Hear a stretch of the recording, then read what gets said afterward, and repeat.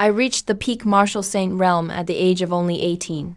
Yet, after ascending to the throne, everyone calls me a useless emperor. Not only does the Dowager Empress want to rule from behind the curtain, but even the princes abroad are preparing to raise troops for a coup. Everyone thinks I am the perfect puppet, ready for slaughter. But only I know that I have already reached the highest realm of this world. To me, all of this is just a plaything to pass the time. And today is my very first day of the morning court session. What? Is the morning court over for today? Saying that, I yawned and prepared to get up and leave. I hate early shifts the most. Back when I was a prince, I always slept until I woke up naturally. No one told me that being an emperor required waking up so early. If I had known, I wouldn't have taken the job. Right now, my mind is only on getting off work early, to go back and take a nap. This scene left all the civil and military officials in shock. Just moments ago, the court was in a heated argument. The officials, for their own partisan interests, kept exposing all sorts of deadly scandals about one another. Some ministers' faces had even turned beet red with rage, and they were gasping for breath, yet they refused to back down even half a step. Everyone thought that I, the new emperor, was keeping my cool, which was why I sat on the dragon throne with such a calm face. Now it seems, I was purely daydreaming. I hadn't listened to a single word they were arguing about. The Grand Censor was even more furious. In the eyes of this loyal official responsible for monitoring the court and maintaining the imperial order, I was simply incompetent and unlearned. If I had shown even a shred of majesty, he would have certainly supported me to consolidate my position. He had high hopes that I was a hidden dragon. But now my performance has utterly disappointed him. Deep down, he didn't recognize me as the son of heaven at all. He only saw me as that slacking sixth prince who just wants to give up. At that very moment, a soft yet majestic voice came from behind the lotus curtain. Since His Majesty is tired, return to the palace to rest for now. Let the state affairs be discussed by me and the various ministers. These words caused an uproar throughout the court. How could a court session continue after the emperor had left? The speaker was the very Dowager Empress who put me on the throne. The officials thought she would only use me as a puppet to achieve her goals step by step. But they didn't expect her to seize power so brazenly and directly. Loyalists like the Grand Censor grit their teeth in secret, and with impassioned blood they began a new round of debate. To them, this was simply the Chance dynasty's greatest humiliation since its founding. Seeing that I really wanted to leave, the officials only thought I was cowardly and trying to avoid the conflict. At this point, their contempt for me reached its peak. They cursed me in their hearts for having no spine, and for letting the imperial dignity vanish completely. Honestly, you can't really blame me. I usually pretended to be a slacker prince. How would I know anything about handling state affairs? Now, the Dowager Empress sat behind the lotus curtain, facing the sharp words of the civil and military officials. She frowned slightly. As a representative of the hereditary nobility, she had gone to great lengths to put the weakest me on the throne.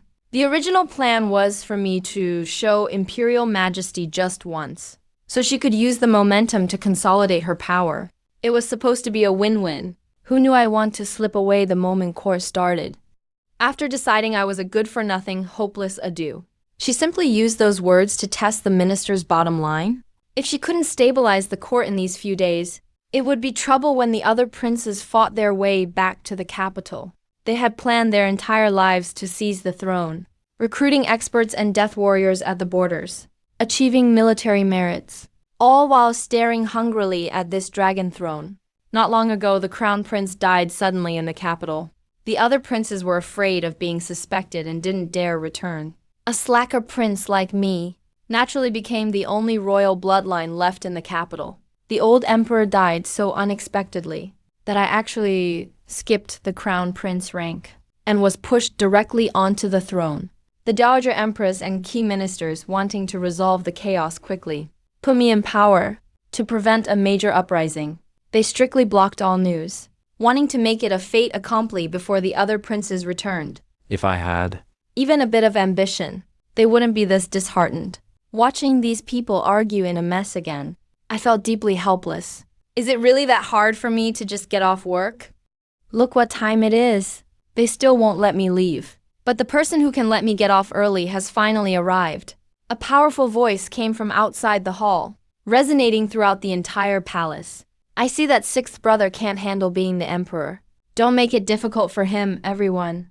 I'll just be the emperor myself. These words caused the faces of all officials to change drastically. The Dowager Empress also realized things were bad, because the one who dared to make such a wild claim was the second prince of the Tian's dynasty, Lysan. As soon as he finished speaking, Lysan stepped into the hall, wearing a luxurious robe embroidered with gold thread flood dragons. His steady steps displayed imperial majesty in every move. Compared to the idle me, his aura was much more like that of an emperor.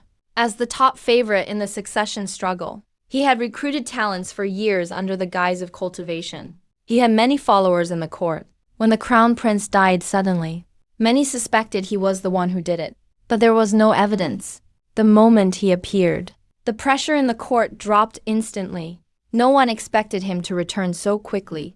The news blocked by the Dowager Empress and the officials was basically blocked for nothing.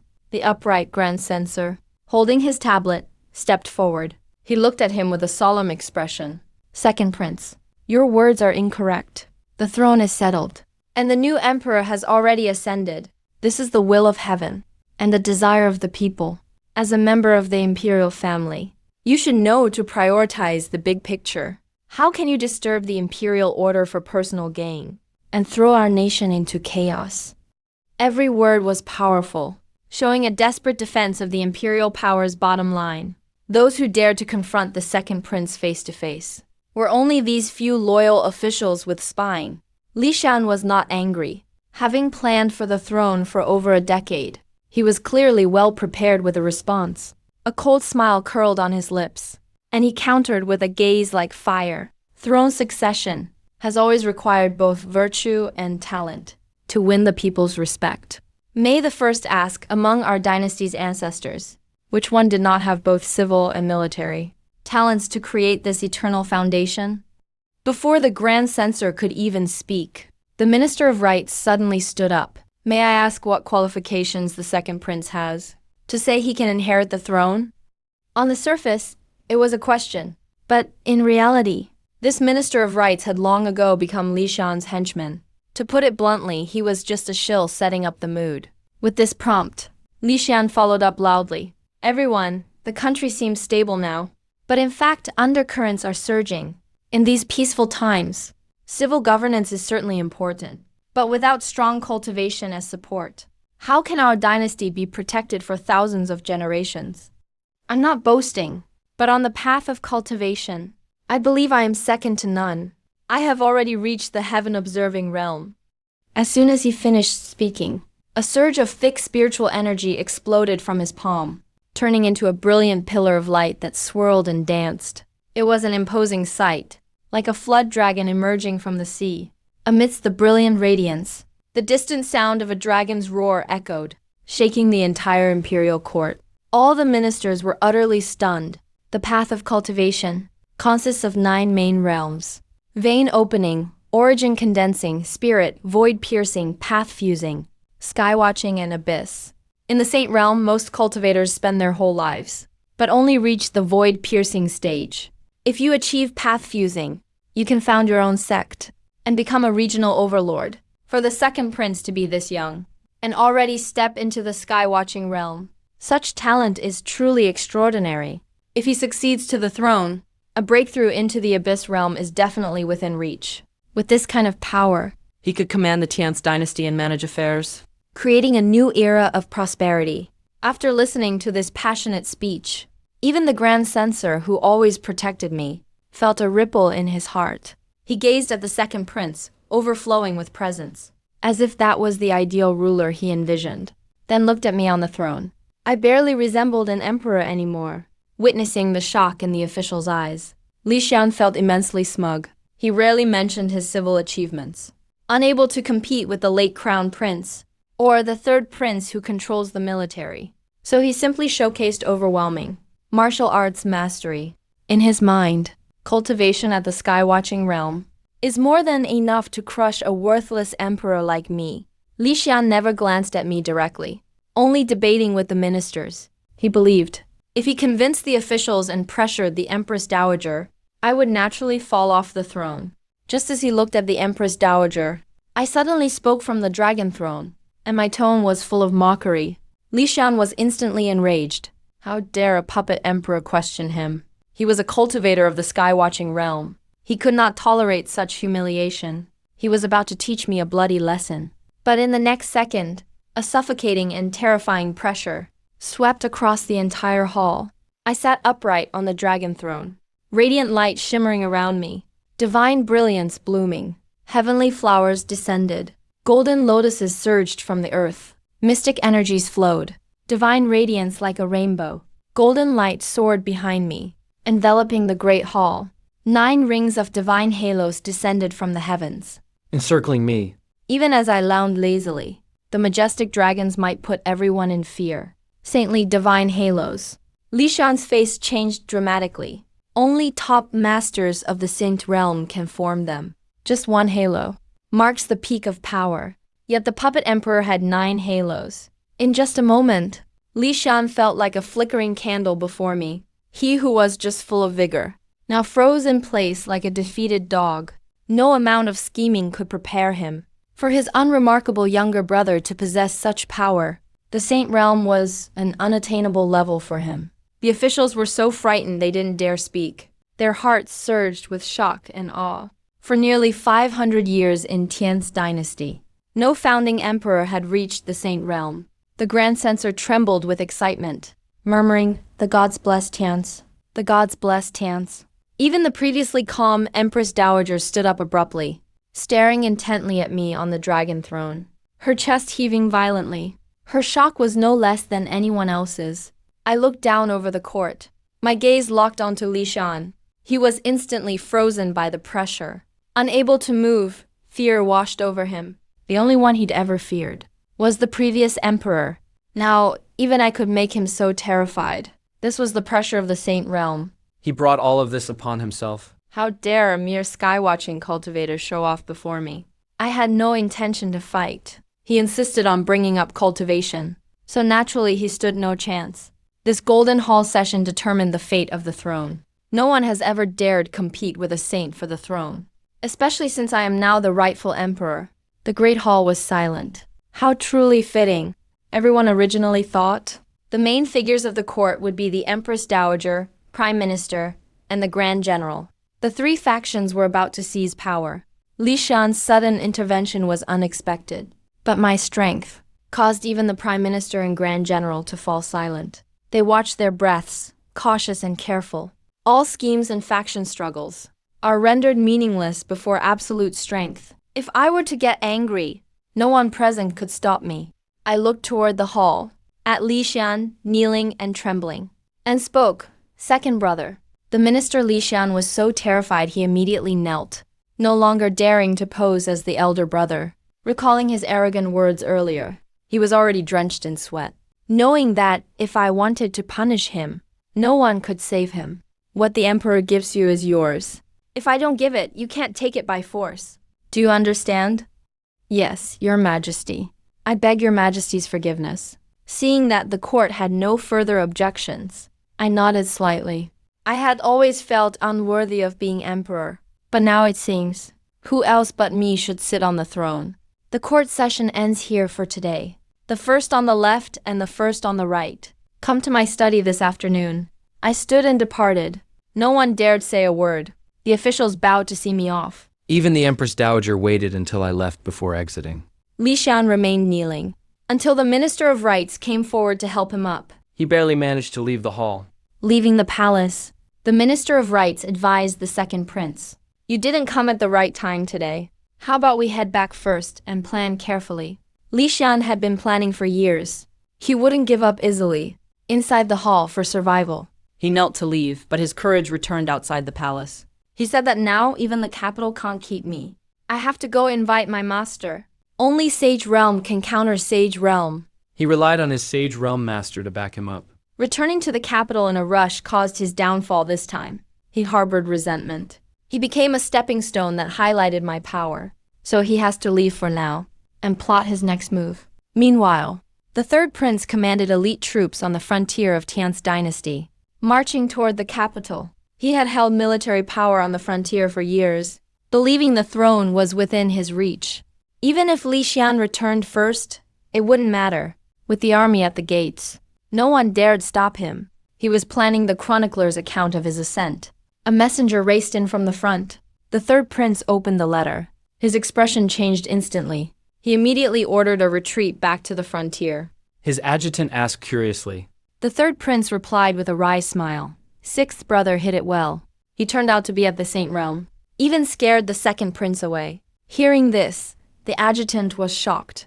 No longer dared speak. The third prince knew well the victor could kill him even among thousands of troops. He promptly withdrew his army, not daring to harbor any rebellious thoughts. After I showed my strength, the second prince left the capital in a panic. The third prince withdrew his troops and ceased fighting, while I had already returned to my bedchamber and fallen back asleep. Inside the imperial study, the Prime Minister Zhao Wenyuan, head of the civil officials, and Guo Poyan, Grand General and head of the military, were nervously waiting. Both of them changed into casual attire and rushed over early, not daring to delay even a moment. If it were previous new emperors, they wouldn't have been so respectful. But facing someone at saint level like me, they dared not challenge my authority at all. Guo Poyan paced back and forth in the hall for nearly an hour. Zhao Wenyuan finally couldn't help but say, "Stop pacing, will you? You've been walking in front of me for over an hour. I'm tired just watching you even if you're not tired." Guo Poyan had no interest in arguing. He leaned in and whispered, "What do you think His Majesty wants with us? Why did he summon the two of us here?" Zhao Wenyuan appeared calm, but was just as anxious. The late emperor and the other princes, at least. He had some idea of their personalities, but I had always concealed my real nature. He knew nothing about me. Both had allowed their factions to struggle openly at court, paying no heed to the new emperor. Now, they feared I might make an example out of them. Luckily, neither had spoken up directly, so they still held on to a sliver of hope. They weren't the only ones. All the officials who argued most fiercely this morning were anxious and fearful. Some even began preparing their last affairs. Only the loyal ministers rejoiced, for the dynasty had welcomed its mightiest emperor in 500 years. It was around 3 p.m. when I finally walked into the imperial study. You two arrived quite early. The Prime Minister and the Grand General immediately bowed, repeating that it wasn't early at all. "We just got here too. It's our honor to be summoned by Your Majesty." "We're deeply honored." I left them waiting on purpose for 3 hours, just to teach them the proper boundaries between ruler and minister. I may not know how to rule an empire, but I know how to keep subordinates in line. Never indulge them. As for summoning the two of them, it was simply to complete a system task. You've both lived in the eastern capital for years. Are you familiar with the eastern side of the city? Zhao Wenyuan didn't expect this question from me, and immediately launched into an explanation, elaborating on the merchant's taxes and his plans for managing the area. Every word reflected his talent as a prime minister, trying to show he could share the burden of governance. Guo Poyan became anxious seeing this, worried I might ignore him. I spoke up, "Since that's the case, the two of you will accompany me to the east side of the city today." They exchanged glances, but didn't dare disobey, and could only respectfully agree. Strength commands respect. I had enough power for them to submit without question. Eastern Capital's East District, thriving and prosperous. This was my first time leaving the palace to come here. The reason for this trip was to find a mid-level key opening cultivator and complete a system task. In this world, cultivators use their meridians as their foundation. If they don't actively use their spiritual power, their cultivation is hard to detect. So I thought to pick a fight with one of the prominent young lords in the busy market. But as I walked around, not a single person caused trouble. I quickly realized something was off. Previously, the cultivators in the treasure hall were arguing and noisy. But as soon as I showed up, everything was peaceful. People kept glancing at Guo Poyan. Clearly, he'd arranged for his shadow guards to take care of any problems. When we reached a quiet alley, I stopped and asked, "Those guards in the shops, who do they belong to?" The two top ministers immediately knelt. Guo Poyan, drenched in sweat, replied, "Your Majesty, they're mine. Since you knew I was traveling incognito, what I wanted to see was the real city. What difference is there between your actions and trying to fool me? Guo Poyan repeatedly begged for forgiveness. I said indifferently, never mind. Go home and reflect for 3 days. Don't leave the house. Guo Poyan thanked me and left, removing all the hidden guards as well. I then asked Zhao Wenyuan if he had anyone stationed. He hurried to say he was just a civil official. No guards, I was satisfied with that. Zhao Wenyuan continued to show me around. Soon after, we arrived at Spark Combat Academy. This is the top school in the dynasty. Even the late emperor once studied here. Everyone coming and going was an academy student. A place filled with talent. After half a day's journey, I was starving, so I looked for a small restaurant to eat. The waiter worked efficiently. I casually asked him a question, and learned he was a poor student at the academy, working there to make a living. I admired that. After the meal, I realized that neither Zhao Wenyuan nor I had brought any money, which made things quite awkward. When the waiter came to settle the bill, a young lady in purple suddenly sat down next to me. Her name was Lin Yue, also an academy student, exceptionally gifted, but she was troubled by the son of an official from the Ministry of Rights. He was threatening to withhold her graduation unless she became his concubine. Noticing my fine clothes, she guessed I might be royalty and wanted to ask me for help. I said outright that if you want someone's help, there's always a price. Lin Yue blushed slightly, but nodded in agreement. Little did she know that all I asked was for her to pay for my meal. Lin Yue was taken aback at first, then immediately understood and paid for the food, thinking I was just being playful. We went together to the Ministry of Rights residence for the banquet. But the guard stopped Zhao Wenyuan, thinking he was a servant. He was silently resentful, and had to wait outside. The evening banquet was meant as a gathering for the top 3 academies, but in reality it had become a venue for the officials' sons to bully the students. The spoiled heirs provoked recklessly, while the officials turned a blind eye. The students felt angry, but didn't dare speak out. Watching this chaos, I was already frustrated. Lin Yue's classmates crowded around, curious about me. They were pretty interested in who I was. I introduced myself as Li Chun and started chatting with them. Many students voiced their grievances to me, complaining about how the spoiled heirs seized resources and bullied classmates, even forcing female students to drink with them. I said flatly, don't worry. If they dare to come over, I'll take care of anyone who tries something. Everyone thought I was joking and didn't take it seriously. Soon after, the Ministry of Rights official's son over 40 years old walked straight over, ignoring me, and pressed Lin Yue. Have you given my offer any thought? What have you decided? Without another word, I kicked him flying. He crashed into tables and chairs, falling to the floor in a mess. The whole place erupted in shock. He glared at me, spitting blood. You royal types all think you're so great, huh? Just because you're royalty, you think you can hit people whenever you want? I shrugged and replied, being royalty is a big deal, isn't it? What about it? For a moment, the crowd watching didn't know who was really causing the trouble. In fact, I looked even more like the bully. The minister's wife was trembling with anger. Normally, he would have cursed me out by now and ordered his men to attack. But seeing my robe embroidered with dragon patterns, which clearly identified me as a royal, and with a crowd of officials present, He didn't dare act rashly. But in his eyes, even among the royalty, there are different ranks. Ordinary members of the royal family only have their titles, but possess no power or influence. They are nothing more than figureheads. Stay here if you have the guts. We'll see what happens. Chunji knew he was no match for me, so he gritted his teeth and left a threat. He had his subordinates help him away to find reinforcements. I didn't care at all. In fact, I wanted to see the layout of this place, and just how rotten things had become. But everyone around me was in a total panic. To publicly injure the son of a high-ranking official and draw blood, this matter could not be settled privately. Even if Chunji were willing to let it go, the officials present would never let me off. Lin Yue hurried over, telling me everything about Chunji's background. In great detail, this man was the only son of Chun Rong, director of the Bureau of Ceremonies in the Ministry of Rights. His name was Chun Jian. Chun Rong managed domestic and military rights, supervised educational affairs and the imperial examinations. He held real power and had disciples everywhere. This was the source of Chunji's arrogance. Chun Rong was also notoriously protective of his own. If this wasn't handled well today, I would spend at least 10 years in prison.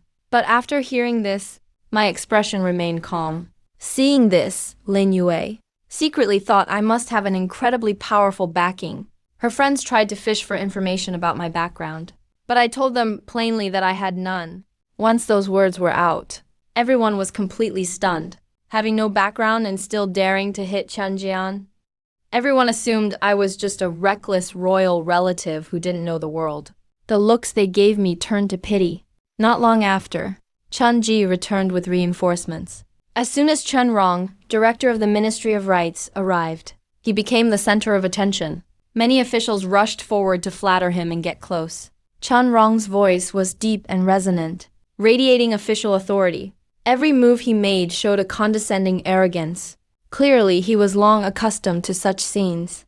Chunji stood beside him, with a smug look on his face, as if he could already see me kneeling and begging for mercy. He was fully intent on getting doubled revenge. Who was it that dared to hit someone here? Step forward before this official. Chun Rong shouted sternly, full of official bravado. He didn't ask who hit his son. Instead, he framed it as creating a disturbance to hold me accountable. He clearly intended to use the law to punish me severely. It made him look just while still protecting his son. In the past, when his son caused trouble, he would forcibly settle it. Now that his son had been beaten, he had to put on an even bigger show of authority. Even if the one who hit his son was royalty, he still had the law on his side. But as soon as he finished speaking, the response he got was a loud, stinging slap. With a bang, Chun Rong followed in his son's footsteps and was sent flying. He was over 60 years old. This slap nearly cost him his life. The entire place fell into a dead silence. Everyone was wide-eyed with horror. Hitting a minor royal was one thing. At most, it meant prison, but to publicly assault a high-ranking government official? If this reached the imperial court, one would face death or, at the very least, exile to the border. Lin Yue was also dumbfounded. She had seen ruthless people before, but never someone like me who would strike without a word. Chun Rong was both furious and indignant. Chunji looked at him with a bewildered expression, as if to say that was exactly how he had been hit. The person in front of them was completely unreasonable. Chun Rong spat out some blood and glared at me. He roared, "Do you think being royalty makes you so great? Does being a royal give you the right to hit people whenever you want?" The corner of my mouth twitched slightly. I said calmly, "Can you say something else?" "I've already heard that one." Chun Rong's teeth were gnashing. Fine, fine, fine. You just wait. At tomorrow morning's court session, I will have the minister impeach you." As soon as he said this, the crowd went into an uproar. Everyone felt there was no room left for reconciliation. I, however, was genuinely amused. Impeach me? In my own court? Who is this person suing me? Seeing my silence, Chun Rong thought I was afraid. He barked, "What's the matter?" "Now you know you're wrong? It's too late." The atmosphere was tense to the extreme. Everyone was guessing whether my end would be prison or exile to the border. Lin Yue quietly tugged at my sleeve. She whispered, "Maybe we should just run." She had already planned an escape route, intending to take me to a sect, to hide under an assumed name. I waved her off. I said calmly, "It's fine. I'm just trying to hit someone until someone who knows me shows up." Everyone was full of confusion, completely unable to understand what I meant. After all, Chun Rong's rank wasn't high enough. He wasn't even qualified to attend the morning court sessions. So naturally, he didn't recognize me. As the saying goes, when the young one is beaten, the elder shows up. I was waiting for someone with more weight to appear. As the crowd discussed fervently, an announcement rang out. "The Minister of Rights has arrived." Yanhai, the Minister of Rights, walked in slowly. His face was solemn, his aura commanding. Everyone around bowed their heads and paid their respects. With great awe, Chun Rong immediately hurried forward, dropping his previous arrogance. Like a wronged child, he began to complain. Yanhai's brow furrowed tightly. He intended to severely punish this reckless royal relative, to establish his authority. But when he walked up to me, he suddenly dropped to his knees in greeting. The speed was astonishing. Your humble servant, Yanhai greets your majesty. This kneel completely stunned the entire place. A second later, everyone in the manor fell to the ground. The sounds of kowtowing rose one after another. The students greet your majesty. Your humble servants greet your majesty. The once noisy manor instantly became pin-drop silent. The pressure of my aura swept through the entire scene. Even the world itself seemed to tremble. The officials present were shaking with fear, their foreheads pressed to the ground. None had the courage to even look up. Only then did the students suddenly realize. No wonder I claimed to have no background, yet dared to hit a government official. Because I was the emperor himself. I was the ultimate background. Lin Yue was even more terrified. She never could have imagined that the shield she had casually picked was the son of heaven. The most terrified of all were Chen Rong and his son. When Chen Rong learned of my identity and remembered his threat to impeach me, he fainted on the spot from shock. Chen Ji's face turned purple, losing control of himself from fear. No matter how tyrannical he was, he didn't dare challenge the emperor. Being hit wouldn't help his case now. Yanhai, I'm here. Yanhai's palms were sweating, terrified that I would make an example of him. If any other emperor were to deal with him, they would still have to consider the law and gather evidence. But I was a saint, and the emperor had long transcended worldly laws. Life and punishment were at my whim. He was already prepared for his family's property to be seized. But I spoke up and asked, "Do you have no real power?" Yanhai was stunned. I cautiously replied, "Your Majesty. Should I say I have it or not?" I glanced at the young aristocrats present and said to him, "Then how did these people get in here?" Yanhai instantly understood. I was speaking up for the students. As long as it's not directed at him, everything can be discussed. He immediately regained his dignity as a minister and ordered all those unruly nobles to be taken away. Also dismissed and investigated the officials behind them to quickly investigate and find evidence of their crimes and return justice to the students. As for Chen Rong and his son, he would deal with them even more strictly. With all the eyesores removed, the mansion felt much refreshed. I told everyone not to feel constrained and directly said that all the students present are the future pillars of the dynasty. Tonight, everyone can speak freely. If you have any complaints or requests, you can tell Yanhai. He will do his best to help. Although Yanhai was a bit stunned, he didn't dare to disobey. With me backing them up, the students eagerly came forward to share their grievances. Yanhai ordered his subordinates to record everything. Seeing the pure and hopeful eyes of the students, Yanhai felt a long-lost passion rekindled in his heart and remembered why he became an official in the first place. Previously, he had gone along with the powerful for his own benefit and indulged his subordinates in misconduct. But now he finally found his true self again and earnestly performed his duties as Minister of Rights. He also truly believed from his heart that I am a wise ruler. The students felt I was both dignified and approachable, and all became loyal to me. Halfway through the banquet, I finally remembered Xiao Wenyuan, who was blocked outside, and told Yanhai to go to the entrance and let him in. Yanhai rushed to the entrance, full of confusion, only to see Xiao Wenyuan standing there with his arms folded, looking very resentful. He hurried over to ask, but was scolded harshly by Xiao Wenyuan instead. After all, as a guard of the Ministry of Rights, blocking the current Prime Minister at the door, Yanhai could only lower his head and take it. I told the students I'll visit the academy often from now on, and occasionally mentor them in their cultivation. Everyone instantly felt inspired, and were filled with gratitude. After the banquet ended, I left first. Lin Yue didn't get a chance to speak to me the whole time, and could only stare at my back, lost in thought. Her friends by her side regretted she didn't seize the opportunity, and hinted that I was still unmarried, urging her to connect with the imperial power. But Lin Yue firmly refused with a serious face. "You can't say it like that. His Majesty just happened to meet me while traveling incognito, and helped me solve a problem, and also improved our practice environment, and increased the benefits at the academy. I think what we should do is not to think every day about gaining favor, but to work hard in our cultivation, and contribute our part in the future, so we can live up to His Majesty's guidance, and make a contribution to Tan's dynasty. That's how we repay His Majesty for his support. He deeply understands the importance of self-awareness. He never indulges in unrealistic fantasies. The young ladies noticed this and asked him why he was standing there motionless. Lin Yue sighed softly, saying, I was just thinking. The emperor's kindness is endless. At this banquet, everyone was overjoyed. I solved an age-old problem for the academy, earned the sincere gratitude of the students. Yet, I was feeling completely frustrated. After returning to my quarters, I realized the system task wasn't completed at all. I clearly took action twice.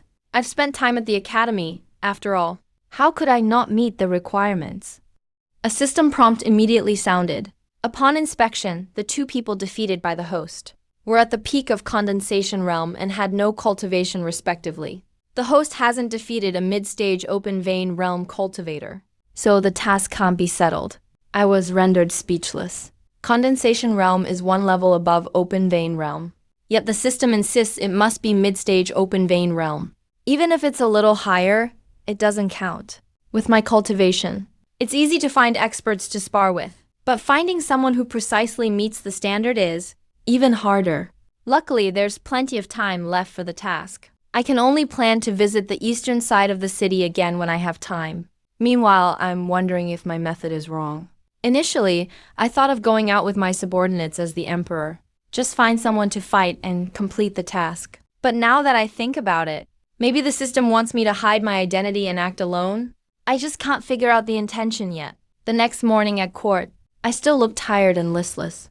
The officials were all energetic, especially Minister Yan Hai of the Rights Department, who was beaming. Today's court session was completely different from yesterday. General Guo Poyan was punished and told to reflect at home. The Empress Dowager was absent due to health reasons. Prime Minister Zhao Wenyuan remained steady as always. The court's atmosphere was unusually solemn. Everyone had their eyes fixed on me. My every move was scrutinized by all. As soon as court started, Yan Hai submitted an investigation list. He had thoroughly examined the crimes of all officials in the rights department. Clear as day. He even dug up minor incidents like Chun Rong stealing chickens in his youth. I couldn't be bothered to investigate further. I simply instructed him to proceed strictly according to the law. Yan Hai understood instantly. He sent all those corrupt officials off to mine. Then, the officials reported their duties one by one. Palace renovations and repairs to official roads. A mountain of trivial issues from every region. For the first time, I felt being emperor was like being imprisoned. Just listening to reports took several hours. And there was a huge pile of memorials waiting for review. It was truly a headache. I increasingly don't understand why the other princes fight so hard for the throne. Fortunately, I have lazy tricks. I let officials handle minor issues themselves. For major issues, I consult Zhao Wenyuan. This set of rules was established by the late emperor. The officials know it well. All it takes is my approval. Midway through court, the Minister of War suddenly stepped forward and addressed Your Majesty. I received an urgent report from the frontier.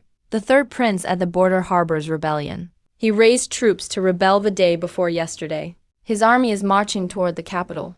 The situation is critical. I hope Your Majesty makes a quick decision. His voice echoed through the hall. Each word heavy. The officials turned pale. They whispered among themselves. They were not shocked that the third prince rebelled, but that he dared to rebel against the sacred emperor. That's no different than courting death, just because information traveled slowly in ancient times. The third prince had already withdrawn his troops, but news hadn't reached here yet. The officials knew this in their hearts. The Minister of War was the Empress Dowager's man. With her absence today, it was obvious she was manipulating things from behind the scenes. She was using this to incite conflict between me and the third prince, and reap the benefits. Zhao Wenyuan, deeply shrewd, saw through this public scheme immediately, but couldn't think of a solution for the moment. He originally supported my ascension. Because I had no faction, I wouldn't threaten his position. After learning I was at the sacred realm, he wholeheartedly decided to be a loyal minister, only cared about keeping his prime minister position. The ambitious Empress Dowager supported me, planning to use me as a puppet for seizing power. She even considered becoming a female emperor like other countries. Zhao Wenyuan had secretly investigated for years, and found the Empress Dowager's clan was likely colluding with remnants of the previous dynasty, but lacking evidence. He dared not expose them rashly. Right now, this public plot has no solution. If I don't punish the third prince, it would damage imperial authority. Others would surely imitate and rebel in the future. If I severely punish him, the third prince will definitely resist to the end. The court will be thrown into chaos. But after listening, I just yawned and said calmly, since old three wants to rebel, you go catch him then. This statement stunned the Minister of War. He was just reporting the news, never dared to actually confront the third prince's army. Zhao Lian immediately rebuked in a deep voice. What? Do you intend to defy the imperial decree? The Minister of War panicked instantly. He couldn't afford that accusation. He finally realized. I resolved the Empress Dowager's public scheme with ease, shifting the conflict onto her and the third prince. If he refuses to go, that means defying orders. He can be dismissed and investigated immediately, weakening the Empress Dowager's power. But if he goes, he'll be taking a bullet for her. Under pressure from both me and Zhao Wenyuan, he could only accept the decree, planning to leave court and immediately report to the Empress Dowager. What should have been a nationwide shock was resolved on the court as if it were nothing. The officials all sighed. This is the confidence brought by the sacred emperor. With me holding the fort, the dynasty is stable and safe. Near noon, I finally made it through the morning session. The palace maids in the Empress Dowager's residence had already reported all the court news to her. After hearing, the Empress Dowager showed a playful expression. She had seriously underestimated me. She'd been surprised by my unexpected actions for 2 days in a row. But with so many trump cards, she felt no panic at all. She planned to teach me a lesson and show me who truly holds power in the palace. The Empress Dowager arrived. I was eating lunch. The eunuch's announcement echoed. The Empress Dowager walked in gracefully, her tone gentle, and she radiated mature, seductive charm. It seems I've come at the wrong time. Hopefully, I'm not interrupting your Majesty's meal. After she finished speaking, she waved her hand, dismissing everyone around. The palace attendants even closed the hall doors behind them. She planned to duel with me alone, setting up a scheme in secret. I was baffled. I was eating hot pot. Wouldn't shutting the doors make it even more stuffy? The Empress Dowager, without further ado, sat down right next to me. She intended to start trouble, but her eyes were drawn to the steaming hot pot in front of her. Your Majesty, what is this? Why are there bubbles? This is hot pot I developed according to my memories. Chili oil bubbling, the aroma of meat filling the air. All the ingredients are rare mystical items. I picked up a slice of Snolan mystical yak beef and replied, this is called hot pot. The Empress Dowager stared at the meat slices, swallowing hungrily. She politely declined. How could I possibly accept? I casually found an excuse. There are a lot of ingredients prepared today. We might not be able to finish it all. It would be a waste to throw it away. The Empress Dowager immediately went along with it. Since your Majesty put it that way, I'll help your Majesty eat some then. We can't waste food. She was already starving, and the aroma of the hot pot made her even hungrier. She completely forgot the purpose of this visit. She picked up the chopsticks and started eating heartily. The Snolan magic fur was tender and fresh. The Icellotus jade tofu melted in the mouth. The ingredients were infused with spiritual energy. They could nourish one's cultivation. The Empress Dowager felt hotter and hotter as she ate. She couldn't help but loosen her collar. All of her usual grace and poise were gone. By the end of the meal, the Empress Dowager had almost finished everything. Her stomach was slightly rounded from eating. She nearly drank even the soup from the bottom of the pot. Seeing this, I reminded the Empress Dowager, you didn't just come here for a meal, did you? Only then did the Empress Dowager come back to herself and remembered her business. Softly she asked, Your Majesty, when you were still a prince, did you have anyone in your heart? Her plan was clearly thought out. She wanted to stir up trouble among the princes to pressure me, then pretend to help me and win my trust, and finally use a beauty scheme to plant a confidant by my side, to influence me intimately, to keep me firmly under her control. As a saint-level cultivator, I'm someone all factions want to win over. The Empress Dowager only seeks to ally with me, never intending to harm me. I answered truthfully, no. I've lived in the palace for years, rarely interacting with anyone outside besides the palace ladies, and my standards are extremely high. Seeing my reaction, the Empress Dowager kept persuading. Since your majesty has taken the throne, you should start a family soon, to preserve the royal bloodline. I said bluntly, is there already a candidate? Is that why you say this, Empress Dowager? The Empress Dowager immediately took out a prepared list. There were 10 names in total, all from noble families, prominent clans and vassal kings. 8 of them were her confidants, talented and beautiful. The other 2 were stunning and aloof, backed by saint-level powerhouses. It looked like multiple choices, but in reality it was a must-answer set by the Empress Dowager. Your Majesty, is there anyone you favor? I can summon them to the palace. I directly put the list into my sleeve. The Empress Dowager was slightly surprised. Are you saying, Your Majesty, you want all of them summoned? I mean, one at a time. I never intended to act lofty. As a top-level martial saint, now crowned as emperor, with unmatched looks and a powerful body, I am meant to enjoy an emperor's blessings. I see through court politics, but am too lazy to get involved. As long as officials perform their duties and don't make grave errors, I don't want to break the balance left by the late emperor. In the face of absolute power, all schemes are meaningless. Who dares provoke me? I will simply suppress them by force. So what if the crown prince's death remains a mystery?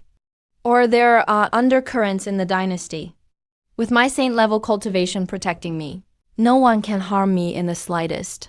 I also know clearly that the girls chosen by the Empress Dowager are no ordinary women. For now, she doesn't seem to mean me harm. There's no need for me to refuse her good intentions. I glanced at the list and casually said, her, then. I'll go to the Imperial Study to review memorials first. Let me know when she arrives. The one I chose was Chu Ruyan, the eldest daughter of a famous imperial capital family, the Chu family's eldest daughter. Also one of the double beauties of the capital. The Chu family was only second-tier nobility, backed by the Empress Dowager's nephew. Their family patriarch is at the sky-gazing stage, but he is quite old, and the family could decline at any time. Luckily, Chu Ruyan is a rare talent for the Cu family. She's extremely gifted and stunningly beautiful, over 20, with a petite and graceful figure, and pursued by countless noble sons. Chu Ruyan was outstanding from a young age, cherished by her family, which also made her proud and aloof. She knows clearly. Her family has always treated her as a tool for marriage alliances, hoping to use her to secure their position. She has always despised that. I've always believed that a family's prosperity depends on its own strength, not on currying favor with the powerful. Chu Ruyan is determined to stand on her own with cultivation. She's now at the mid-stage of the void fusion realm. Among her peers in the imperial capital, her cultivation is top-notch. Of all her admirers who surround her, 3 are the most outstanding. The noble scion, Liu Hao, is from a prestigious family and in the late stage of the void-shattering realm. Then there's the fallen aristocrat, Xiao Ming, whose mid-stage void-shattering realm power is formidable. Challenging those above his level is routine for him. Finally, there's Wu Qi, an outsider from a powerful clan, who is at the early stage of the void-shattering realm. He boasts every day that his ancestor is a powerhouse in the heavenly abyss realm. All 3 are top talents in the imperial capital, and each fell for Chu Ruyan at first sight. They have been infatuated for years. They fought each other many times for her. On this day, Chu Ruyan is training hard at the Chu clan's training ground. Her maid hurriedly delivers a message that His Majesty has summoned her. The moment the news breaks, the whole Chu family is in an uproar. Even the elderly family ancestors' eyes light up. The head of the family is so excited he's at a loss for what to do. Everyone knows the new emperor has no concubines. If Chu Ruyan is chosen, the Chu family will soar to the very top. At this moment, the 3 suitors are at Chu Ruyan's side. He looks up at the 3 of them. He speaks indifferently. You all heard that, right? Liu Hao's face suddenly changes. He instantly finds an excuse to leave. It's getting late. My mother is waiting for me to eat at home. I'll head out first. Before he's even finished. He runs off without looking back. He's faster than when he's chased by demonic beasts. He knows well what happens to those who cross the emperor. He wouldn't dare linger for even a second. Wu Qi's face turns blue, then white. He follows right after. He makes up an excuse. My ancestor sent me to buy something. I better deliver it quickly. Goodbye for now. With that, he makes a hasty escape as well, afraid to get involved in trouble. Only Xiao Ming remains standing there, a slight smile on his lips. He speaks with conviction. Ruyan, I truly care about you. Don't worry, I'll figure something out. This earnest attitude warms Chu Ruyan's heart. Her affection for him grows instantly. Chu Ruyan sighs softly and helplessly asks, but what can you possibly do? Having been with the three for so long, she doesn't feel nothing for them. She simply doesn't want to be used as a political tool and wants nothing to do with the cold palace life. At this moment, she even thinks, if Xiao Ming could take her away, she would not hesitate. Xiao Ming pats his chest, eyes full of passion. Give me 7 days. I'll come get you then, I promise. Chu Ruyan is startled, reminding him, but I heard His Majesty is at the Conqueror realm. Xiao Ming scoffs, replies loudly, so what if it's the Conqueror realm? I'm not afraid. Hearing Conqueror Realm gives Chu Ruyan hope. She knows Xiao Ming always acts mysteriously and has a master with an unknown background. Maybe there really is a way out. She says nothing more, turns to change clothes, and prepares to enter the palace to meet the emperor. In her heart, she still holds on to a little hope. Maybe the emperor just wants a meeting for now and doesn't really want a consort. Xiao Ming watches Chu Ruyan leave, then heads to a secluded alley, channels spiritual energy into the necklace he's wearing, and calls for his master hidden within it. Once, when he was in danger collecting a spiritual treasure, it was only thanks to the soul fragment inside the necklace that he survived. After that, the soul fragment has been resting and recovering. Master, have your injuries improved? Xiao Ming asks urgently. Soon, an old voice comes from the necklace. I've heard about everything. Don't be anxious, my disciple. Xiao Ming grits his teeth. That foolish emperor is just a puppet. He's absolutely not worthy of Ruyan. Ruyan and I are true love. The soul fragment responds domineeringly, exuding an ego of someone who once ruled the world. I support your decision. That Nua physique is special and will help you in your future cultivation. Since you truly love each other, just take her by force. Xiao Ming is overjoyed, hardly asking for a plan. The soul fragment assumes I can only bluff with outside powers, declares that if I recover in 7 days, then he'll help me take Chu Ruyan away and escape the capital. Xiao Ming immediately begins planning his escape route, looking forward to running away with the one he loves. Meanwhile, Chu Ruyan, led by the palace maids, walks slowly to the Imperial Studies outer gate. The Lu family waits anxiously, with their ancestor coming in person, and the head of the family can't hide his anxiety, only hoping his daughter can win the emperor's heart. Chu Ruyan steps into the palace, her heart full of resistance, feeling only the cold, stifling atmosphere of the palace. Her only hope is Xiao Ming's 7-day promise. She's wearing a dress her family chose with care, her figure graceful, her beauty stunning. They expected me to be captivated by her beauty, to lose my composure. But when I glanced at her, I simply say, I'm a bit busy right now, so find a place to sit for a while. This calm reaction utterly surprises Chu Ruyan. She looks up at me, freezing in place. I'm exceptionally handsome, radiating the aura of a dragon, exuding immortal energy, with the bearing of one who rules the world, far beyond any man she's ever seen. Any former dislike or resistance instantly vanishes. All she feels now is shock and curiosity. Chu Ruyan quietly stands to the side. Before long, Great General Guo Poyan arrives in haste. Known for incredible military merit, he's the war god of the dynasty. Right now he's covered in mud, kneeling respectfully before me.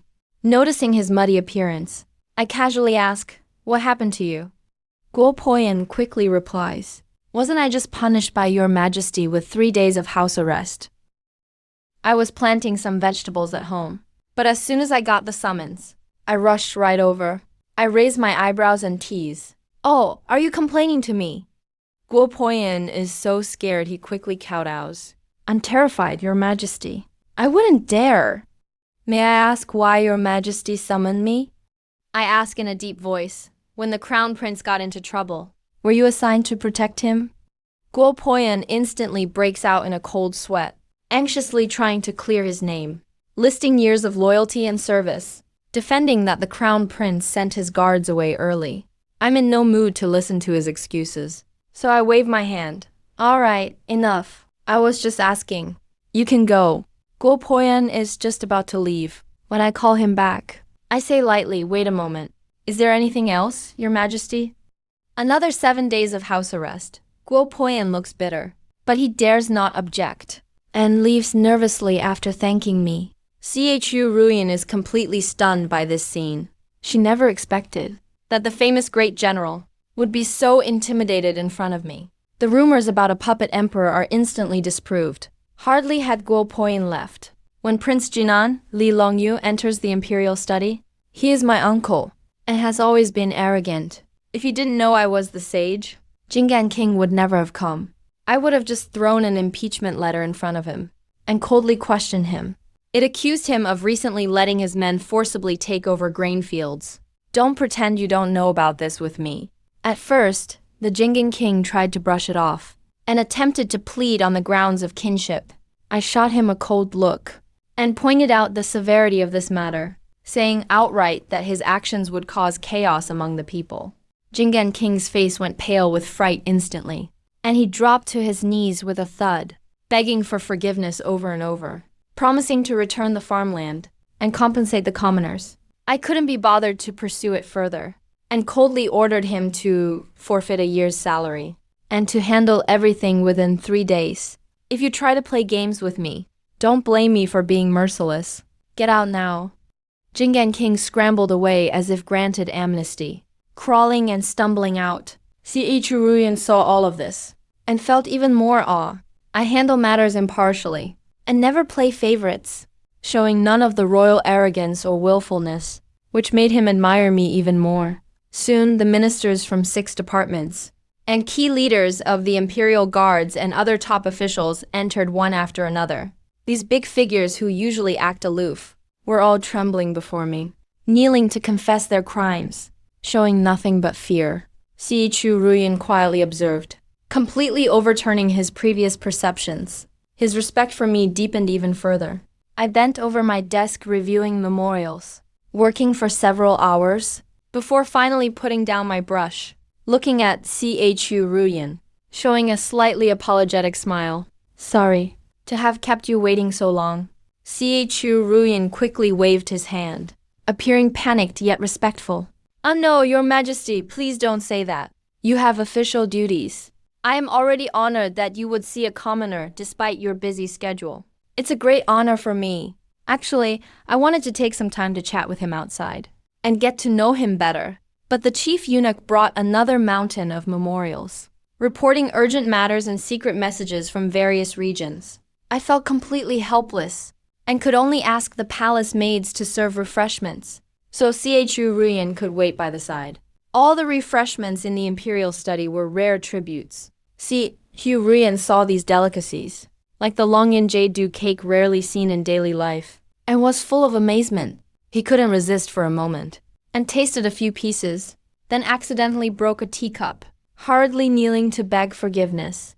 I didn't blame him, and simply told the palace maids to clean it up, then ordered for new refreshments. Chu Ruyan sat to the side, quietly watching me approve memorials, seeing the way I focused on state affairs, and cared about the world, which gradually moved her heart. All those jealous suitors in the past now seemed so childish compared to me. She no longer felt the slightest interest in them. Working until dusk, I finally finished all government matters, and ordered a meal with Chu Ruyan. During dinner, I spoke kindly, and patiently asked about his preferences, following his topics in conversation, making the atmosphere relaxed and pleasant.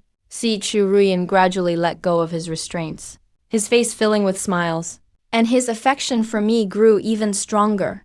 As night deepened, Chu Ruyan took his leave from the palace and returned to the Chu residence, where the whole family gathered around to ask for news. He only said His Majesty was generous, and the two of them did not discuss anything personal. But the admiration and joy in his eyes had already betrayed his feelings. Seeing this, the family head was finally at ease, fully realizing this matter had great hope. On the way back to his room, Chu Ruyan was suddenly stopped by Xiao Ming. Chu Ruyan instinctively pulled his collar tightly and asked softly, "Why are you in my house?" Xiao Ming quickly stepped back a few steps and turned away, pretending to be righteous. "Ruyan, I'm here to tell you good news. My master has agreed to help us leave the capital." He was completely convinced I'd bullied Chu Ruyan and swore he'd get his revenge. Even told him to stall for 7 days before leaving in a hurry. Chu Ruyan stood there, feeling torn inside. His previous impulse to elope had already vanished after seeing me. But Xiao Ming's obsession left him at a loss of what to do, and waves of anxiety rose in his heart.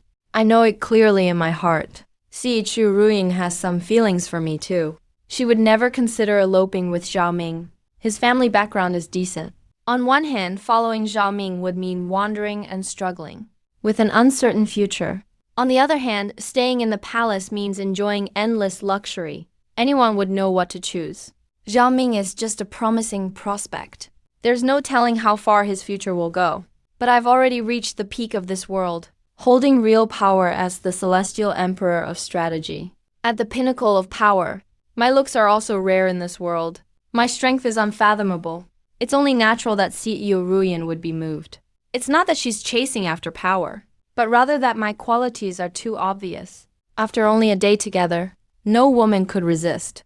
I've always understood human nature, and I am clear about my own advantages. Dealing with such a pure-hearted girl, it's enough to just express my feelings normally. Lu Ruyan returned to her room. She couldn't calm down to cultivate at all. Her mind was full of my image. Laying in bed at night, she kept recalling everything that happened in the imperial study. He gradually figured it out. Grand General Guo Poin came to apologize, covered in mud, saying he was arbitrating. Clearly, he was deliberately showing weakness to ease my concerns. Prince Jinan, Li Longyu, acted naive at first, relying on his status as the emperor's uncle to brush things off. Only when I got angry and pressured him with mincing did he finally kneel in fear and admit his fault, not daring to make any excuses. He also noticed that, although I'm young, I can still keep these old foxes fully in check. Recalling I asked him to meet again the next day, Chu Ruyan was filled with joy. She went to sleep with a smile. Early the next morning, he was restless, agonizing over what to wear to please me, trying on several outfits. Even the maid noticed the huge change in his mood. Usually she went barefaced, carefree and easygoing.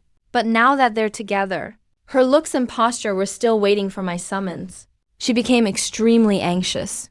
It was only her mother comforting her nearby that calmed her down.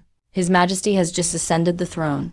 Busy with state affairs. He's probably not done with morning court yet. Look how anxious you are. Who's anxious? We just have an appointment, that's all. Mother, please leave. I'm still changing clothes. Chu Ruyan's cheeks turned red, full of shyness. That's what you said. I've lived most of my life, you know. I've got more experience dressing than you. Are you sure you don't want to ask your mother for advice? I was wrong, Mother. Hurry up and help me choose. Meanwhile, I just finished morning court. It was another day of endless bickering among the officials. Today's main topic at court was the regulation of the sex. The power of sex in the world is immense. Some even have saints and powerful figures among them. They're already beyond the control of the mortal world, with great prestige in their regions, sometimes even overshadowing local governments. The decent sex can still get along with the court. They help when monsters or evil cultivators cause trouble, willing to lend a hand. The emperors of past dynasties wouldn't interfere too much, because ultimately they couldn't control them. But in recent years, the sects have kept expanding. Their disciples are a mixed bag. Conflicts with the authorities happen frequently. They've even formed large alliances like the Ethereal Immortal Alliance and Juyuan Sacred Domain, and the Zixao Celestial Palace. At first, these alliances were just to mediate disputes, but now they've become tools to seize territory and resources. As long as there's a sacred treasure or vain incident, fights break out immediately, plunging the people into misery. These alliances are filled with experts. The court simply can't suppress them. If it were any other emperor, the officials would never bring it up in the court, for fear of embarrassing the ruler. But I'm a saint-level cultivator, the strongest ruler in 500 years. So the officials dared to ask me to keep them in check. Yesterday, while reviewing memorials, I also saw many local officials reporting, countless criminals hiding in sects and the authorities powerless. Even some disciples barging into the military camps, disrupting military discipline. This is indeed a tricky issue. I haven't dealt with the sects yet. I'm planning to investigate them first, then make my decision. After all, sects have both pros and cons. Reasonable regulation is the only long-term solution. After morning court was dismissed, I returned to the imperial study. Yesterday, I handled a large batch of memorials. Today, there were only a few left. I quickly finished reviewing them, stretched lazily. I checked the system mission. The countdown timer was still running, remembering that Chu Ruyan's home was just east of the city. It was the perfect chance to have him as a guide. I could complete my mission and build our relationship. At the same time, one immediately ordered the eunuch to summon Chu Ruyan. It wasn't long before a tall figure stepped into the imperial study. I looked up and met his clear gaze. Chu Ruyan pursed his lips and lowered his head slightly, full of shyness. This subject greets your majesty. He knelt to show respect. Compared to his nervousness yesterday, today he was obviously well prepared, wearing a light purple robe, the collar embroidered with small flowers, her figure graceful, her eyes and brows lively like a young girl. Rise, I said calmly. Chu Ruyan stood up slowly, still visibly nervous. I spoke first, saying I wanted to tour the east side of the city, and asked if he was familiar with the area. Chu Ruyan immediately became lively, patting his chest, assuring me he grew up in the east of the city, and knows it like the back of his hand. I changed into regular clothing, hiding my status as emperor, and deliberately prepared enough money, learning from the embarrassment of forgetting it last time. The east side is the heart of the imperial capital's business district, filled with all kinds of shops. Only the wealthy and powerful come and go. I took Chu Ruyan first into the Ni Chang Garments Pavilion. This shop uses exquisite materials and has superb craftsmanship. It's the most favored clothing store among the capital's elite. I casually pointed to a long robe and asked Chu Ruyan, "Do you like this clothing?" Looking at the expensive robe, Chu Ruyan was delighted, but held back out of shyness, and shook her head. I didn't bother with pleasantries. Directly told the shopkeeper you heard it. He doesn't like this one. Other than that, pack up everything else. When I said this, both the shopkeeper and Chu Ruyan were stunned. Every piece in this shop is worth a fortune. Such an extravagant shopping style was something they'd never seen before. I didn't lack money, so I paid with silver notes directly. The shopkeeper was extremely respectful and quickly arranged for home delivery. Chu Ruyan was still in shock. And I took her into Kilwo Pavilion next. That's the top cosmetic and beauty store in the capital. Whatever Chu Ruyan glanced at even a second longer. I ordered everything to be packed up, showing lavish generosity. The shop owner came out personally to serve us, praising Chu Ruyan to the skies, promising that she would get first access to all new items. Even the famous century-old stores might not get such treatment. Chu Ruyan looked dazed. On regular days, he would hesitate for a long time before buying even an inexpensive rouge. Now the most precious treasures are treated like wholesale goods. Such overbearing favoritism has completely won him over. He is all the more delighted by the envious glances from the surrounding women. I didn't stop there. I took him into Jinyu Mantang as well. This is a jewelry store exclusively for the royal family. The shop is filled with countless treasures. Even the one-of-a-kind tiers of the stars are on display here. Chu Ruyan used to just pass by this place. He never dared go inside. At this moment, he hadn't even had a good look. I ordered all the jewelry in the store to be packed up. The entire Chu family watched as treasures were delivered one after another. Everyone was utterly shocked. In the shadows, Liu Hao and Wu Qi watched the scene, filled with bitterness. Liu Hao is a nobleman's son. He's usually prominent and admired in the capital. But after realizing my true identity, he doesn't even have the courage to approach. He can only hide in the corner. Wu Qi is also staying off to the side, exchanging glances with Liu Hao. These two once proud sons of heaven are now united only by their shared misfortune. Wu Qi refuses to accept this. He deliberately tries to provoke Liu Hao to step forward. Unexpectedly, Liu Hao doesn't cause a scene. but instead walked straight over to me. I was just about to find somewhere to eat. Liu Hao came up pretending it was an accidental encounter. He smiled and greeted Xiao Ruyan, then looked at me to ask my identity. Xiao Ruyan looked flustered, afraid he would cause trouble. I took the initiative to say my name is Li Chun.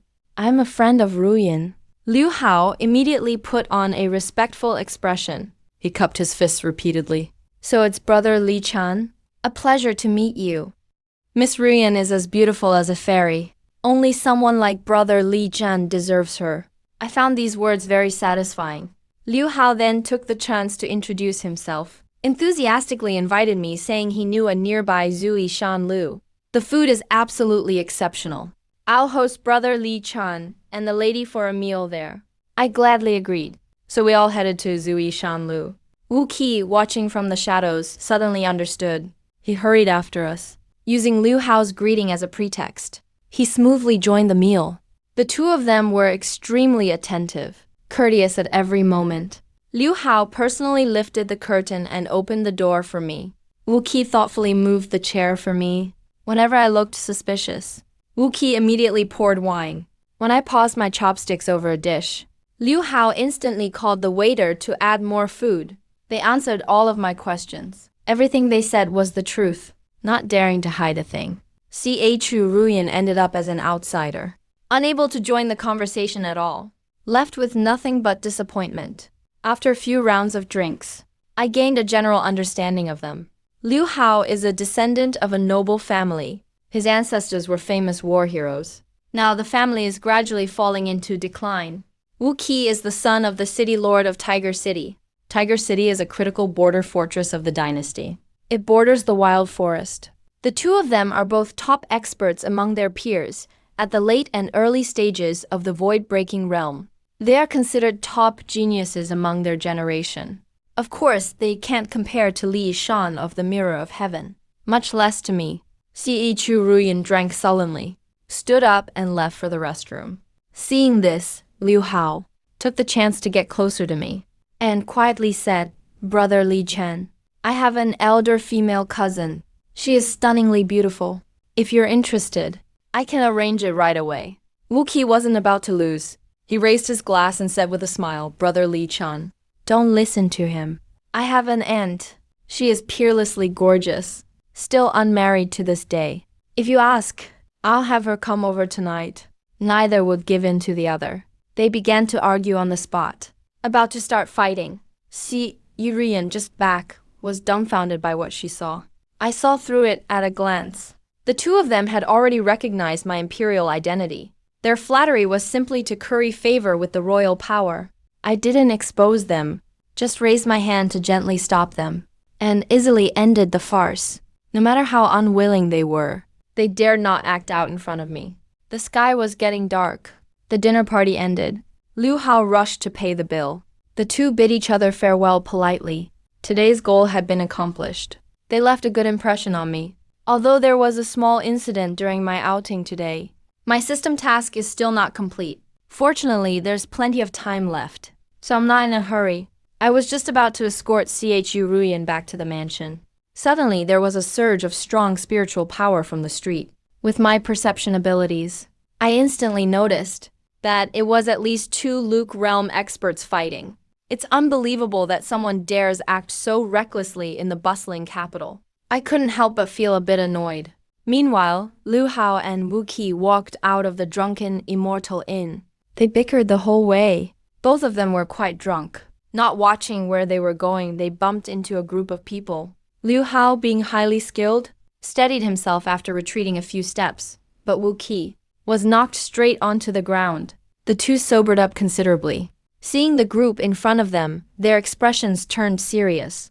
The others wore animal skin and silk clothes, and exuded a strong murderous aura. A sharp blade hung at their waist. It was obvious at a glance they were nobles from the Northern Royal Court. Liu Hao wanted to avoid making trouble. He helped Wu Qi up, intending to leave. But the royal court members wouldn't let it go and surrounded them. The leader was tall and imposing, wearing an eagle-shaped ring on his hand. His face was full of disdain. Are all the people from Tian's dynasty so rude? You bump into someone and just want to walk away? Liu Hao already looked down on outsiders. He instantly got angry and said, "Do you own this road?"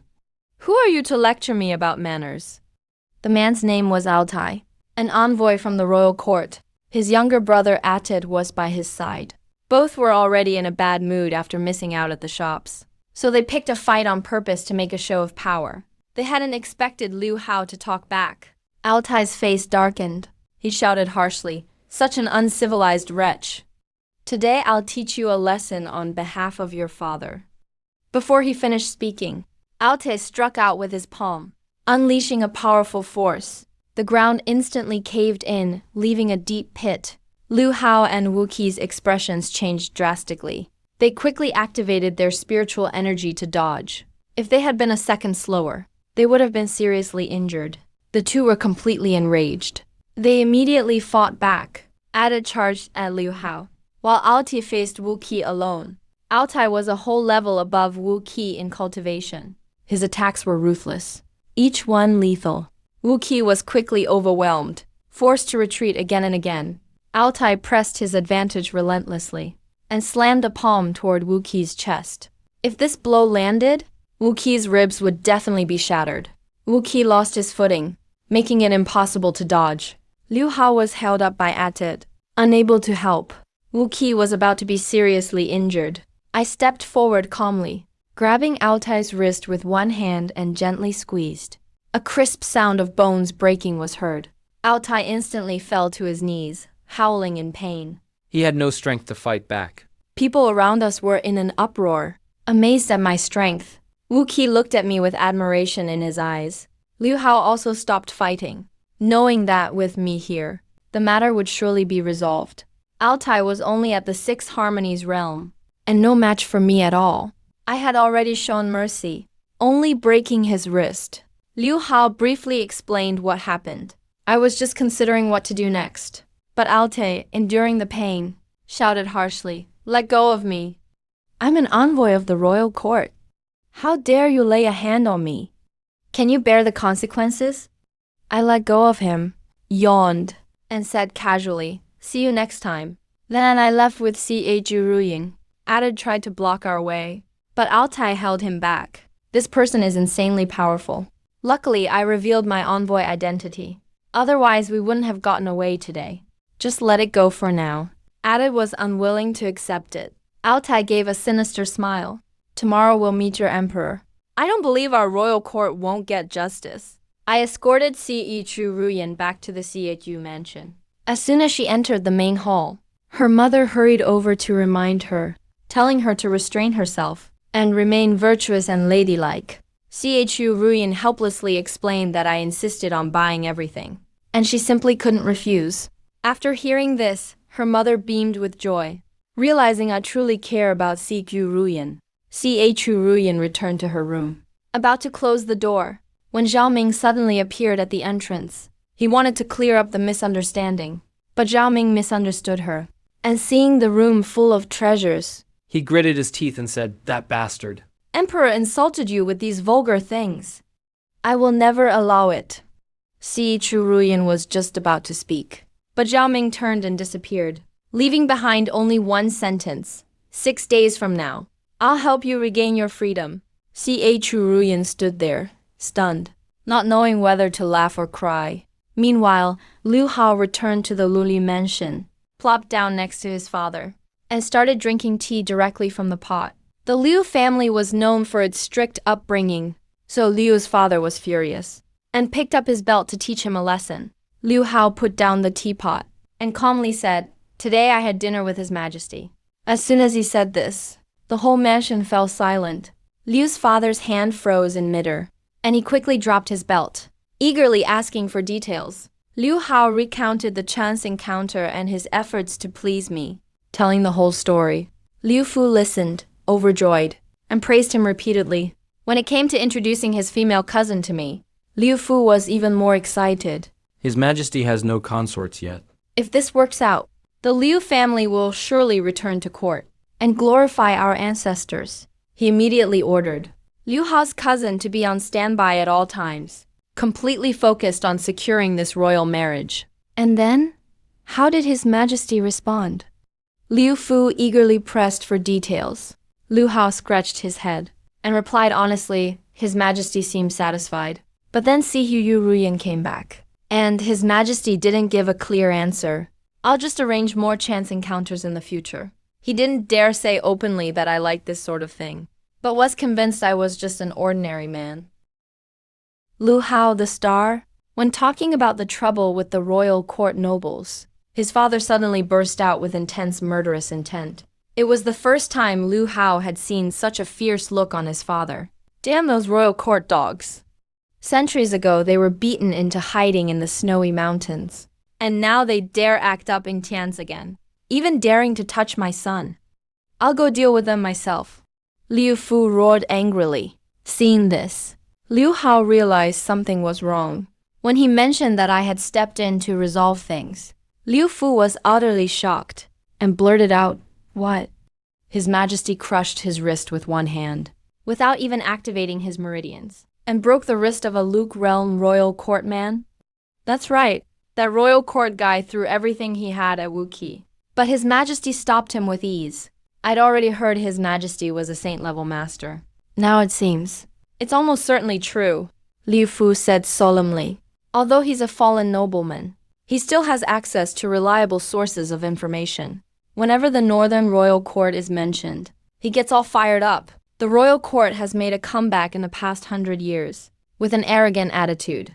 The Tians dynasty is plagued by internal and external troubles. The late emperor sought stability, and kept giving ground step by step. Liu's father was stationed in the north in his early years, but because the court kept yielding, He was summoned back to the imperial capital to live idly. He lost his military command. the Liu family's status plummeted. He knows full well this was a national policy, and understands the late emperor's helplessness. At this moment, looking toward the northern horizon, his gaze burns with passion. His heart is full of determination to return to the battlefield. After a long time, he withdraws his gaze and looks seriously at Liu Hao. Remember, the Liu family can go anywhere, except on the battlefield. Even if you die, you cannot retreat half a step. These words make Liu Hao's blood boil. Meanwhile, Wu Qi just arrived home and ran into a mysterious person unexpectedly. An, why are you here? Wu Qi looks surprised. The person before him is wearing a black cloak, with a voluptuous figure. After pulling off the cloak, reveals an incredibly beautiful face. She is the Aunt Wu Nanzi he mentioned earlier in the day. She is the daughter of a powerful Tianyuan-level expert in Tiger City, and also Wu Qi's father's sister. Wu Qi has great respect for her. Wu Nanzi's face is full of worry. She lets out a sigh. It's all because your grandfather and father keep urging me to get married every day. I've gone on more than 40 blind dates this month. I'm so annoyed I can't stand it anymore. Came here to hide out for a bit. She's stunningly beautiful, and from a prestigious family.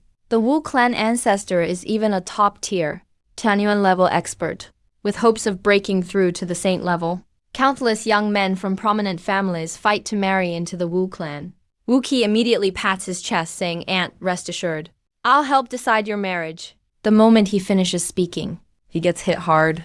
His already injured head gets even more swollen as Wu Nanzi's chest heaves with anger. She scolds, "You little brat. Is it your place to decide my affairs? Looking for a beating, aren't you?"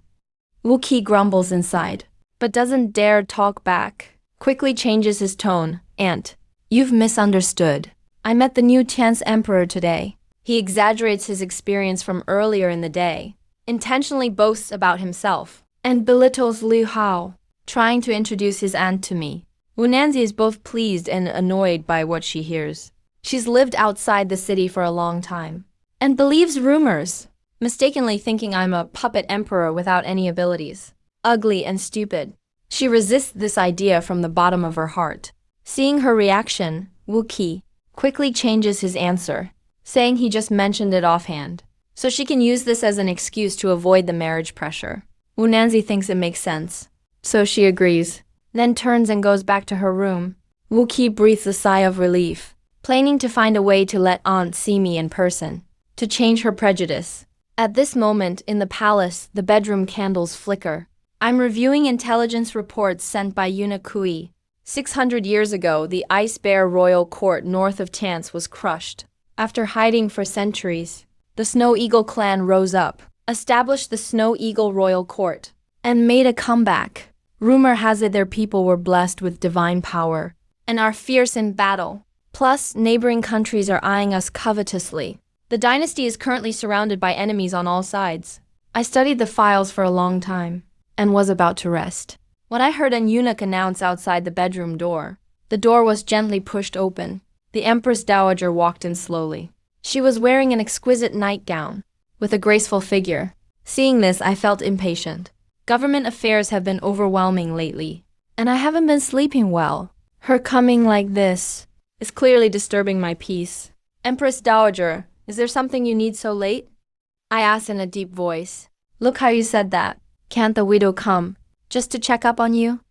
The Empress Dowager sits down beside the table and acts a little intentionally gentle. You'd better have something to say. I put down the reports with an obviously impatient tone, just wanting to send her away quickly. Even considered letting her rule from behind the scenes to share the burdens of government. The Empress Dowager rolls her eyes at me, but doesn't argue. After all, I'm at the same level. She wouldn't dare offend me now. She gets straight to the point. Nothing major, just two things. What do you think of the girl from the CQ family? She's here to check on my progress with CHU Ruyan, planning to support as needed. Haven't spent much time together these past 2 days, but my impression is pretty good, I replied truthfully. Winning over CHU Ruyan is easy for me, just needs a little more time. No rush to move forward. Fine, do as you wish. The Empress Dowager will support you, she says as she starts to get up. I quickly call out to her, reminding her there's a second issue. If you hadn't mentioned it, I would have forgotten. The Empress Dowager leaned in closer. A fragrance lingered around her. She lowered her voice and asked, how did you make the hot pot last time? The Imperial kitchen had all the ingredients, but still couldn't recreate that flavor. I was speechless. I didn't expect him to come over late at night, just for a bite to eat. I tried to be patient and replied, hot pot always needs a spicy base. If you want to eat it, I'll write up a recipe for you. I fetched paper and brush. Considering she can't handle spicy food, I specifically adjusted the recipe. The Empress Dowager took the recipe, overjoyed beyond words, like a girl who just got her favorite treasure. But I knew clearly inside. The Empress Dowager is shrewd and calculating. Very good at pretending. This face she puts on may not be real. She must have her reasons for getting close to me. It's just that I can't figure out her motives for now. After the Empress Dowager left her chambers, she immediately restrained her smile and restored her dignified, majestic demeanor. Her aura completely changed. She commanded deep respect from all the palace attendants. He can't control me, and I can't see through him either. We both remain cautious of each other. The next morning, dawn broke. The Forbidden City was shrouded in light mist. It was time for the morning court. The civil and military officials dressed in court attire entered the grand hall one after another. The hall was bustling with voices. Some chatted and socialized. Others discussed trivial matters. Only Prime Minister Zhao Wenyuan and a few others looked solemn, quietly waiting for court to begin, with a eunuch's solemn announcement of the emperor's arrival. The hall fell instantly silent. I wore a dragon robe and a crown on my head, walking steadily to the throne, looking relaxed, yet radiating imperial authority. The officials saw this, and all bowed their heads in salute. As court began, the Vice Minister of War stepped forward first, presenting intelligence with both hands, reporting in a clear voice, Your Majesty. The rebellious third prince has heard of Your Majesty's might and retreated overnight, daring not to invade. The officials echoed in agreement, unanimously praising my wisdom and strength. The Vice Minister of War wanted to ask about the Minister of War, whom I had sent on a mission, but feared getting into trouble, so he dared not say more. I pretended to forget as well, and brushed it off quickly.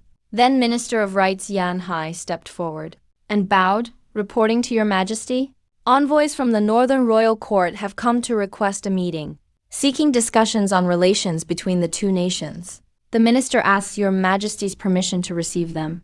The brothers from Altai have been waiting outside for a long time. Altai's wrist was wrapped in bandages.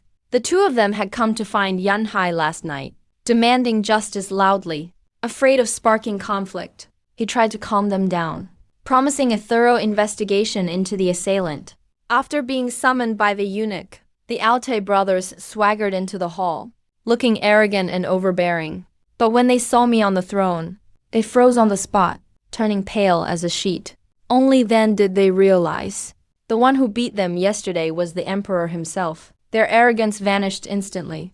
Not knowing the truth, Yanhai hurried forward to petition your majesty.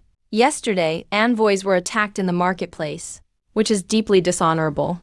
I request your majesty severely punish the criminals. To uphold justice in the court, the civil officials all echoed support, planning to conduct a thorough investigation of the Zhao clan nobles. A playful smile appeared at the corner of my mouth as I looked at Yanhai. Do you know why they're not speaking up? Without waiting for Yanhai's reply, I simply admitted that it was me who did it yesterday. My dear officials, how do you propose to punish me? As soon as I said this, the hall erupted in shock. Yanhai turned deathly pale in fright, fell to his knees and knocked his head on the ground repeatedly. Trembling, your servant didn't know it was your majesty. Begging for your majesty's forgiveness, I calmly gave an order. Go outside and get slapped 100 times. When you're done, come back in to thank me for my mercy. Yanhai scrambled out of the hall in fright. Soon the sound of crisp slaps echoed from outside. When he returned, his face was swollen like a pig's head. Seeing this, the Alti brothers also dropped to their knees. This was the first time in 100 years that royal envoys from the royal court had knelt before the celestial emperor. They dared not mention the fight again. Alti forced himself to stay calm and changed the subject. Your Majesty, by order of the Khan, I have come to arrange a marriage alliance with Celestial Strategy to strengthen relations between our two countries. I beg for your Majesty's approval. All the officials knew he wanted to marry Princess Lysan, to trade the princess for peace on the border. The civil officials thought it a good bargain, while the military officials disapproved, but kept silent. I chuckled softly and readily agreed, no problem. Your Khan, on the other hand, is quite thoughtful. He understands that I've just ascended the throne, and my harem is empty, so I can't exactly refuse. But then I changed my tone and directly made my request. I've heard your Khan has many sisters. Send 10 unmarried members of the royal family.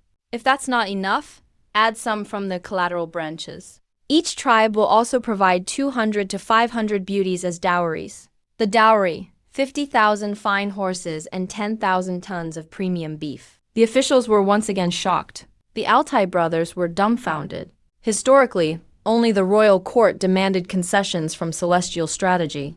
But this time I completely turned the tables, asking for an outrageous amount. It totally broke all past traditions.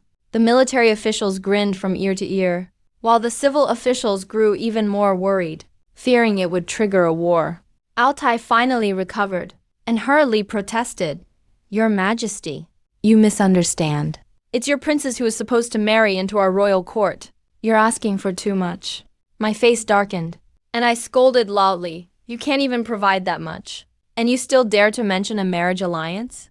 You expect my sister to marry far away? You're insulting Celestial Strategy. My presence overwhelmed the room, sending the military officials' fierce gazes towards the envoys. The envoys looked intimidated, and Altai was too scared to argue. He could only say quietly, "This is a serious matter." I need to return and report to the Khan before deciding. I'm telling you, not negotiating with you.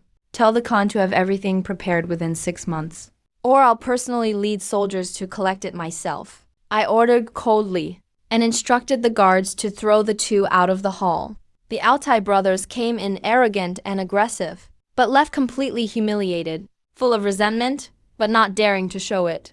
After they left the palace, Adad looked anxious. Brother, are we really going back like this? The Khan will never forgive us. Altai's face was dark and grim, completely at a loss. Adad's eyes darted around, and he whispered, I heard Princess Nine often goes to Yanlu Academy. Why don't we kidnap her and redeem ourselves? Altai thought for a moment, then gritted his teeth and agreed. They decided to take the risk, but planned to gather information first. Once morning court ended, I dealt forcefully with the royal court, and the news spread quickly throughout the palace. the Empress Dowager's head maid reported to the whole inner city. Upon hearing it, the Empress Dowager just calmly ordered her people to begin making covert arrangements. Don't leave any traces. After that, everyone eagerly waited for the imperial kitchen to make hot pot. The Liu family and other military families were especially excited. Liu's father urged Liu Hao to show his face in front of me more often. Seize the opportunity to make meritorious achievements. At this moment, at Yanlu Academy in the south of the city, the 9th Princess Lysan was strolling with a heavy heart. She was one of the 2 greatest beauties in the imperial capital. She had both talent and looks. When she heard the royal court came for a marriage alliance, she had already prepared to marry far away. She came to the academy specifically to say goodbye to her mentor, Master Yu. Master Yu is the founder of the academy, a venerable sage in his 70s, a powerful cultivator who gave up martial arts for literature. He has disciples all over the world. He cares deeply for Lysan. Lysan bowed to say farewell. Inside the store, the scholars were all furious. They all criticized me for being weak and incompetent. They wanted to collectively submit a petition to advise against it. Master Yu spoke gravely, Sining.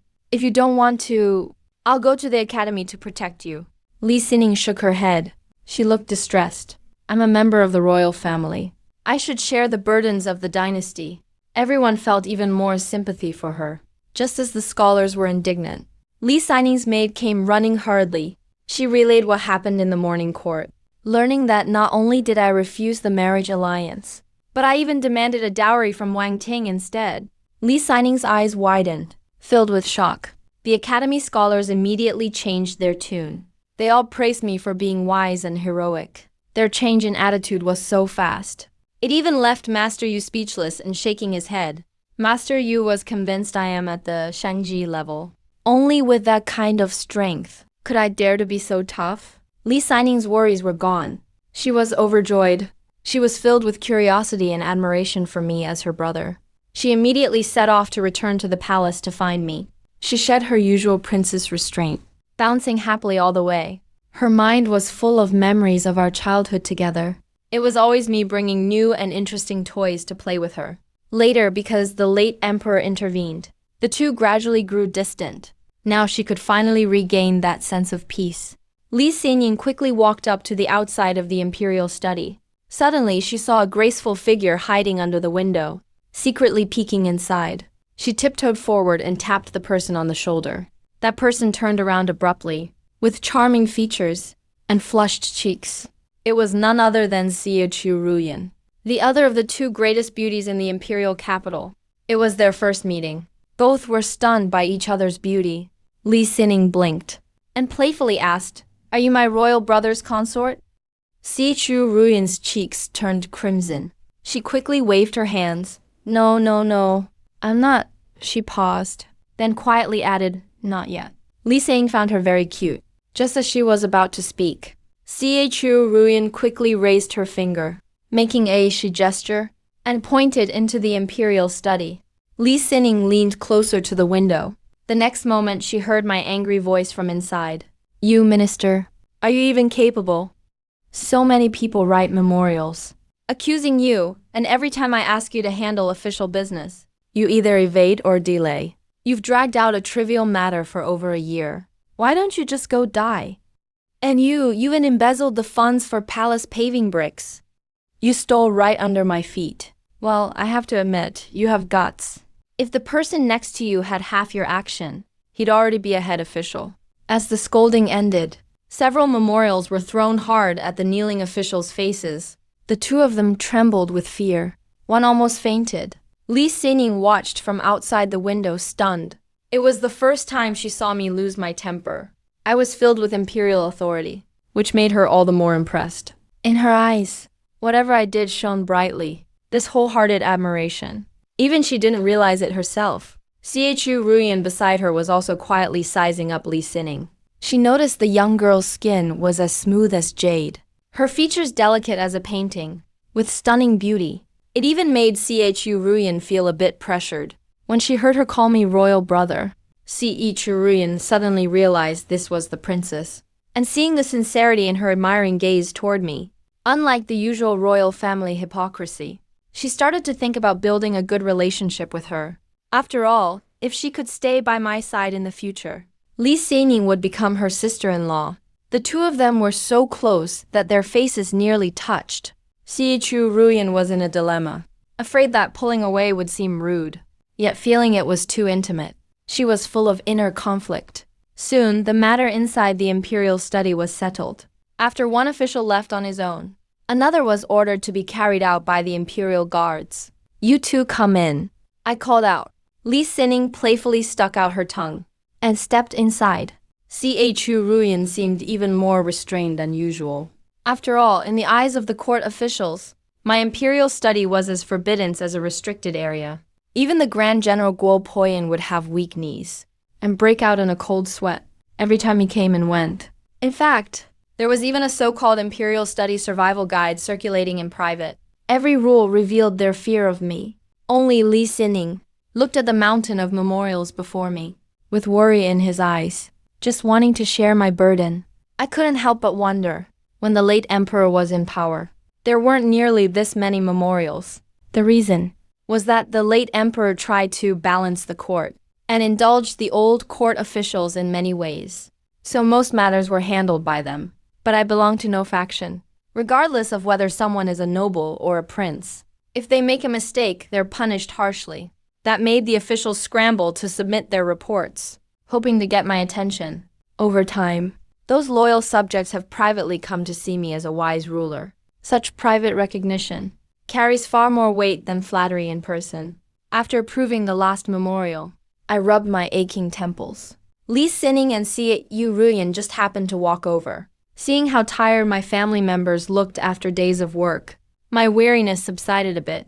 "You're finally done, brother." Lysan approached with a smile, his voice full of concern. I looked up at him, speaking gently. "I've just been busy lately. Why did you come back to the palace? Aren't you supposed to be studying at the academy?" Lysan walked behind me and started massaging my shoulders gently. He said playfully, "I heard you've been working day and night. I worry about you, so I came back to help." We hadn't been this close for a long time. But now that the rules no longer held him back, he poured out all his grievances and frustrations of these years, all at once to me. I promised him right then that besides me, no one would ever restrict him again. We got so into our conversation that we completely forgot Xiao was still there. He couldn't help but feel like a third wheel. After chatting for a while, Lysan suddenly turned serious and said, "Brother, I almost forgot the main thing. Tomorrow is the 20th anniversary of Yanlu Academy. Scholars and students from all over the country will gather. The master specifically invited you to attend. First, to celebrate the Academy's anniversary. And second, so students from all over can look up to your majesty. I've long heard of Master Yu. He's one of the few saints in the imperial capital. The late emperor invited him to court several times but was always declined. Now that he's inviting me himself, there must be some hidden meaning. To befriend someone of equal strength." Of course I wouldn't refuse. So I agreed right away. "All right, I will definitely be there in person tomorrow to join the celebration with students from all over." Seeing me agree, Lysan was overjoyed and turned to look at Xiao, teasing, "Brother Wang, are you two going on a date?" I gave him a look. "Since you know, hurry up and disappear then." "Yes, sir." Before leaving, Lysan gave Xiao a thumbs up for encouragement. Xiao blushed bright red. East of the imperial capital, Xiao was full of nerves, but kept pumping himself up inside. For this date, he spent all night preparing. He even chose the famous Lover's Mountain as their spot, avoiding all acquaintances since their last date got crashed. He was determined to succeed this time. Lover's Mountain was beautiful and scenic. Wildflowers everywhere. The sacred lover's tree reached into the clouds, and couples were everywhere. The atmosphere was truly romantic. The mountain paths were steep and winding, but for us cultivators, that distance was nothing. Halfway up, Xiao snuck a peek at his little notebook. He intended to fake a sprained ankle to get closer to me, and had even scouted out the spot in advance. But he was so nervous that he actually twisted his ankle for real. The pain made him furrow his brows, his expression completely genuine, not like he was acting at all. Of course I got the hint, and picked him up placing him gently on the grass nearby. I carefully massaged his ankle to reduce the swelling. As a cultivator, I could have healed him instantly with a wave of my hand, but I wasn't about to waste such a perfect chance to get close. When my fingers touched his smooth, delicate leg, it felt amazing. I was happy to play along with the unspoken game, enjoying the silent agreement. After a moment of massaging, I carried him on my back and continued up the mountain at a relaxed pace. We both understood each other perfectly, each achieving what we wanted. Chu Ruyan knew well that someone like me would never offer another chance if missed, so making the first move this time was just to seize the opportunity. At the summit, we reached the lover's tree. Chu Ruyan sincerely drew a fortune lot and secretly wished for the best result. I quietly used my power and helped him draw the luckiest lot, fulfilling his wish. After that, we joined in several mountain games together, like crossing a bridge blindfolded, and trust challenges. It all seemed full of surprises. But in truth, I went along with his every intention, protecting him as needed, yet also keeping things intimate. Along the way, a stunning woman with her face covered by a cloak nearly fell, but I steadied her with a gesture from afar, never getting close. Chu Ruyan admired my restraint. There were also two men arguing over a woman, and blocking the way. I couldn't be bothered to argue, so with a simple gesture from a distance, the two of them spat blood and collapsed. Knowing they'd messed with a powerhouse, they quickly apologized and left. The other bystanders thought it was the deity of Lover's Mountain showing a miracle, so they all went to pray for blessings. And a new legend was born. Only Chu Ruyan knew that the one before him was a true peerless powerhouse. As evening fell, we descended the mountain, ending our day together on a perfect note. Chu Ruyan was deeply moved, finally having a peaceful, private moment together. I did feel a bit regretful, since there wasn't even a decent inn near Lover's Mountain, so I missed a chance to take things further. Still, after this date, winning over Chu Ruyan was only a matter of time. I've always enjoyed the pursuit, rather than simply possession, especially with someone like Chu Ruyan. That night at the Chu residence, Chu Ruyan paced back and forth, determined to cut ties with Xiao Ming. Now, her mind was filled only with me, and she no longer wanted anything to do with Xiao Ming.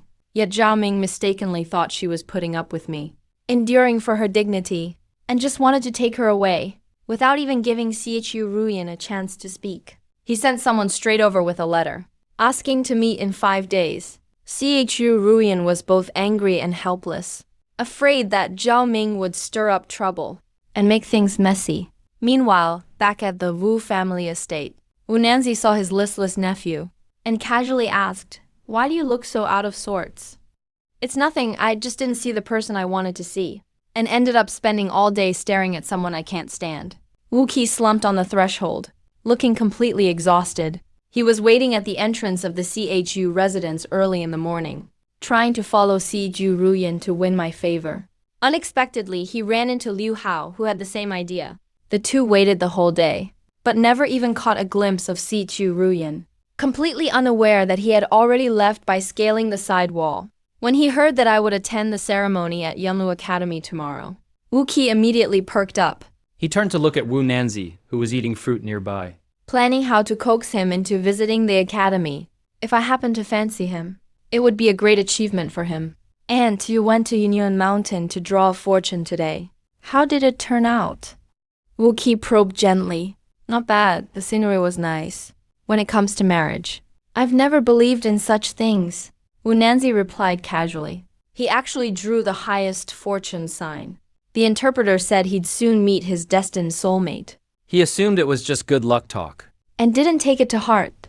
But when Yunyan Mountain and the handsome man he met came up, he went silent.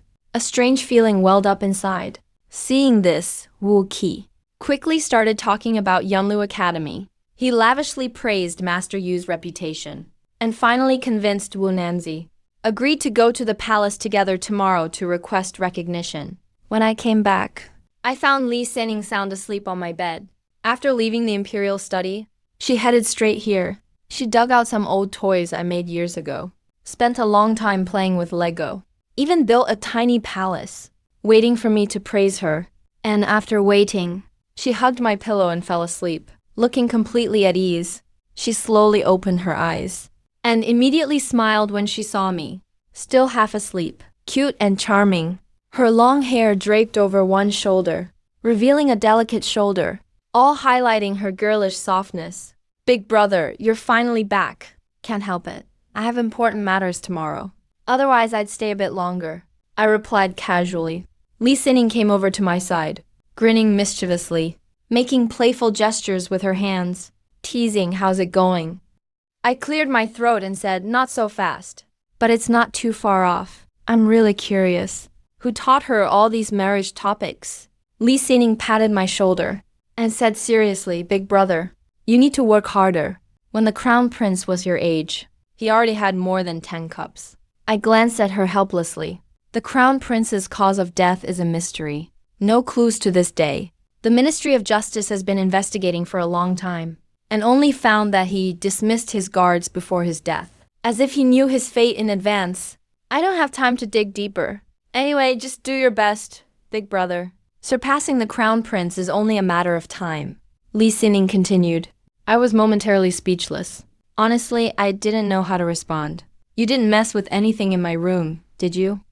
I quickly changed the subject. Don't worry, the things you don't allow, big brother. I'm well aware, Lysan said, pulling me over to the Lego palace she'd built. She purposefully coughed to get my attention, her eyes full of hope for praise. I played along with a surprised wow. Who built this? It's practically a work of art. Given the chance, I definitely want to meet this master artist in person. Lysan was instantly proud. She raised her head and said, Tada, the artist is right in front of you. To him, a word of praise from me is worth more than all the honor in the world. I've always indulged him. If he wants to play, he can mess with anything in the palace, except for my collection figures. While we were chatting, the system panel suddenly updated. Congratulations, host, you've completed the task. Challenge completed across levels. Reward, 10 Supreme Meridian Enhancement Pills. Time-limited mission. Ferocious Secret Realm task. Host must strive to reach mid-stage Meridian Opening Realm and acquire a high-grade treasure from the Wilderness Secret Realm. Acquire 1 high-grade treasure. Time limit, 60 days. I looked at the mission panel and secretly chuckled. The 2 I taught a lesson to earlier at Yinuan Mountain already had a cultivator at the mid-stage Meridian Opening Realm. So I incidentally met the prerequisite requirements. These Supreme Meridians, enhancement pills, are rare treasures, but they're useless for someone at my Sage Realm level. Instead, I started eyeing Lysan next to me. The system promises to cultivate someone to Sage Realm perfection, which means I could cultivate a loyal confidant. I trust no one else in this world. Only Lysan, who's pure and obedient, is the best candidate. I raised my hand and beckoned him over. Lysan did not hesitate. He walked quickly to stand before me. He reached out and obediently offered his left hand. I added another instruction. He did the same with the other hand, without a hint of doubt. He trusted me completely. I probed his meridians and found he had never cultivated before. His foundation was as clean as a blank sheet of paper, making him excellent talent for cultivation. Do you want to reach the same realm? I asked. Lysan's eyes lit up. Brother, he said excitedly, are you going to transfer your lifelong cultivation to me? But don't worry, brother. Once I become a saint, I will definitely seize many concubines for your harem. I was utterly speechless. You've been reading too many novels, haven't you? At my level, if I were to transfer even a bit of energy to you, your body would explode. If it wasn't for that last sentence being somewhat acceptable, I wouldn't even bother teaching you. In this world, cultivation begins by tempering the meridians. If the meridians are fragile, forcibly infusing power will only cause the body to explode. Lysan originally had no interest in cultivation, but since this was a chance to stay by my side, he immediately agreed wholeheartedly. Determined to train hard, I gave him the Heaven-grade Meridian Stabilizing Pill, the 9 Heavens Dragon Vein Technique, and several Meridian Strengthening Pills. I taught him step by step how to circulate the technique and clear his meridians. When I woke up the next day, Lysan, after only 1 night of cultivation, had already broken through to the early stage of the pulse-opening realm. This talent far exceeded that of gifted ones like the second prince. I wanted to advise him to take things slow and steady. But then I remembered entering the pulse-opening realm in 10 minutes. So I dropped it. My principles of cultivation have always been simple. As long as you haven't trained yourself to death, you're doing it right. In a dilapidated courtyard in the 7th ring of the imperial capital, Xiao Ming was training diligently. This was his place of cultivation, and also the former residence of the saint's remnant soul in his necklace. It hid many rare treasures. Relying on these resources and the saint's guidance, Xiao Ming grew from a fallen scion into a genius of the imperial capital. Recently, his state of mind had changed drastically. His cultivation had surged, and he was about to break through to the middle stage of the void-breaking realm. Even the saint's remnant soul was greatly surprised. The remnant soul looked back at the past. Xiao Ming had suffered a family massacre in his early years, fleeing all the way. His cultivation speed was extremely fast. But after meeting Xiu Ruyan, he indulged in romance all day long and neglected his cultivation. Now that Xiu Ruyan's heart was set on me, Xiao Ming was filled with humiliation, which instead stimulated his cultivation potential. His speed was far greater than before. The saint's remnant soul immediately made up its mind.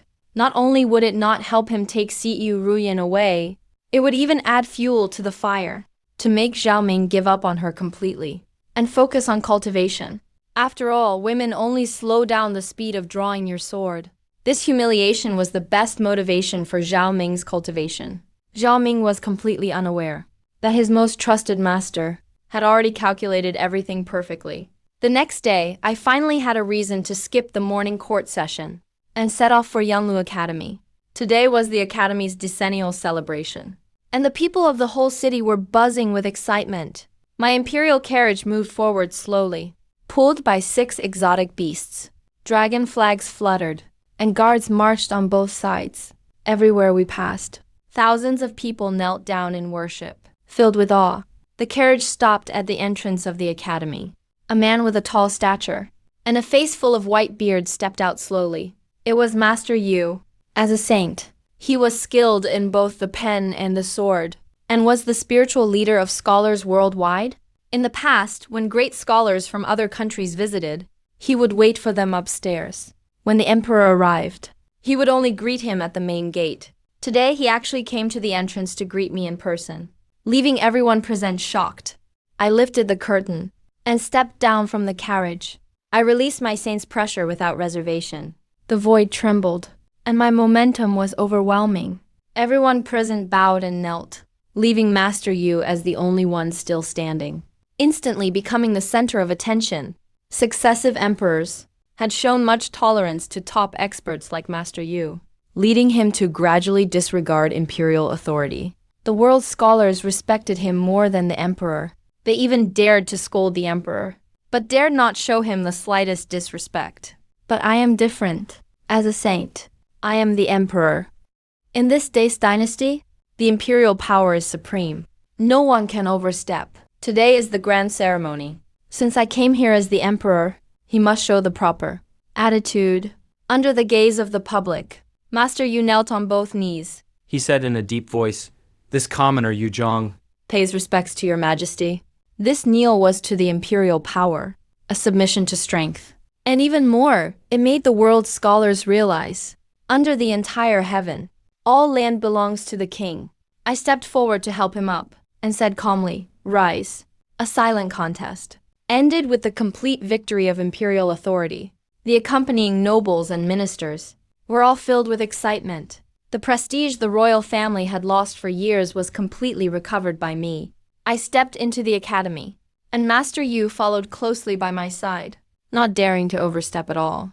The scholars inside the academy all lowered their heads and held their breath, not daring to look at me directly.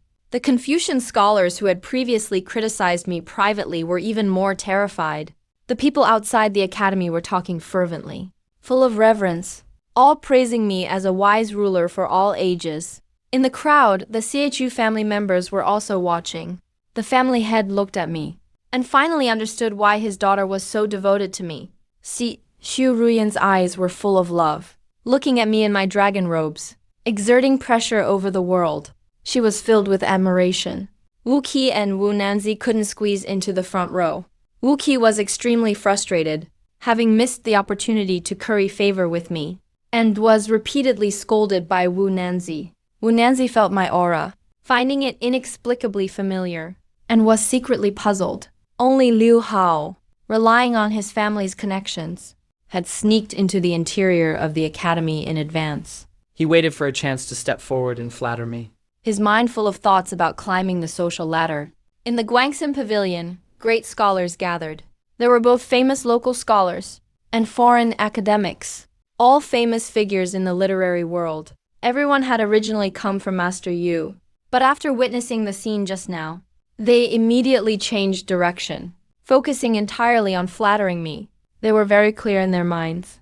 Upholding Master Yu at this moment would be no different from offending the emperor. It was better to please me, to project an image of loyalty. Regarding the trade-off of pros and cons for their official positions, no one was confused. A group of Confucian scholars picked up their pens to write poems, vying to praise me. They formed a long line, kneeling to present their writings. Uninformed people would have thought this was a fan gathering for me. I didn't stop them, watching this farce with cold eyes. The skills of those few who acted with tears in their eyes were really shallow, far inferior to the officials in the imperial study, who knew how to hide their sharp edges. Is truly a veteran actor. Master Yu has completely restrained his usual flamboyant demeanor. His buttons are neat. He stands and sits upright, even more modest and respectful than Yuna Kui beside him. If not for acquaintances recognizing him, others would simply think he's one of my attendants. This invisible battle, I won thoroughly, and shattered the Academy's trend of disrespecting imperial authority. The farce of flattery comes to an end. Finally, it's time to encourage the students. I ascend the stargazing tower surrounded by the crowd, looking down at thousands of students preparing for exams below. Tan's dynasty. Layer upon layer of imperial exam selection. Only the best make it to the capital. Once you make the list, you can enter court as an official. If I favor you, you can rise to the top in one step. In past ceremonies, Master Yu's speeches always won hearts. Over time, his students became even more arrogant. They dared to criticize the emperor from above and look down on officials below. Relying on Master Yu's backing, they completely ignored the court, even dared to speak freely in front of Lysan. But Master Yu's kneeling just now completely woke everyone up. Many proud and arrogant students, already resolved to pursue official ranks and pledge loyalty to the court. This is exactly the outcome I wanted. I know it well in my heart. Master Yu invited me here, only to use me as a prop, showing off his status through the emperor's presence. Indulged by the late emperor's tolerance. That's how he developed his arrogant nature. But I never condone overstepping. In this world where the strong reign, force is the real law. No matter how much reason is spoken, it's no match for overwhelming strength. Master Yu is well-read. His current status Is ultimately based on his cultivation at the saint level. I'm merely reciprocating his tactics. Whether he accepts it or not, I don't care at all. Feeling the eager gazes of students below, I raise my voice, with grandeur and force in every word. I know you are all sharpening your skills, preparing for the upcoming spring exam. I encourage you here to strive for excellence. When your names are on the honor list, you will help to ease my burdens and bring blessings to the people, building the brilliance of our chance together. As I finish speaking, the students shout in unison. Their emotions run high, full of desire for deep devotion. Long live His Majesty. We will not let down your high expectations. Serve the nation in the future, and help ease your Majesty's worries. Seeing the youthful vigor before me, I am very satisfied. This is the attitude all scholars should have. It's still early. I walk through the academy at a leisurely pace. Everywhere I go, the students are extremely excited, their faces brimming with joy. When passing near the tranquil reflection garden, I unexpectedly encounter Liu Hao sneaking in. He relies on his build to get ahead, intended to approach and pledge loyalty. But before he could say a word, I patted his shoulder. Do your best on the exams this year. I hope to see your name on the list. Liu Hao freezes on the spot, his face full of confusion, unable to speak for a while. He didn't actually participate in the spring exam. He just sneaked in to make connections. I mistook him for a candidate. He instantly panicked, afraid he'd committed an offense against the emperor. He never expected. A casual reminder from me would motivate him to study hard afterwards. Even his father thought his personality had changed dramatically, almost believed he was possessed. Meanwhile, at the prime minister's residence, although Xiao Wenyuan was exempt from morning court, he still gets up early to review intelligence reports. Looking grave, the second prince is acting quite frequently. Can't wait any longer, huh? Seeing this, his subordinate quickly suggests reporting it to me, trying to curry favor. Xiao Wenyuan frowns deeply, but does not agree. He speaks profoundly, saying after observing these few days, "Our Majesty doesn't like trouble very much, and dislikes those who bring him trouble even more. You get it, right?" He rolls ordinary coarse tea between his fingers. This is tea that ordinary people can afford, completely different from the tribute tea of court officials. His subordinate suddenly gets it, and blurts out he wants to solve His Majesty's trouble. Xiao Wenyuan chokes on his tea, almost spits it out, stabilizes himself before scolding sharply. He thoroughly understands the way of an official, never crosses boundaries proactively, nor acts on his own authority. Unlike Guo Po Yun, who is eager to impress, and ended up grounded as a result, he holds the position of prime minister. His high rank has long been bestowed with all possible honors. He only seeks safety and avoids mistakes. Whatever His Majesty asks for, he presents exactly what is needed. He never takes credit on his own initiative, and absolutely never makes mistakes. That's the secret behind his lasting power. In the central region of the Tian's dynasty lies Tianyin Divine Sect. It occupies 9 immortal mountains. Immortal aura swirls all around.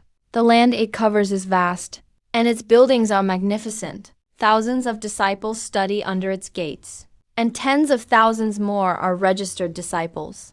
It is a top sect on the continent. The sect leader, Tiantian Shangren, has unfathomable strength. He established the 9 Abyss Sacred Domain.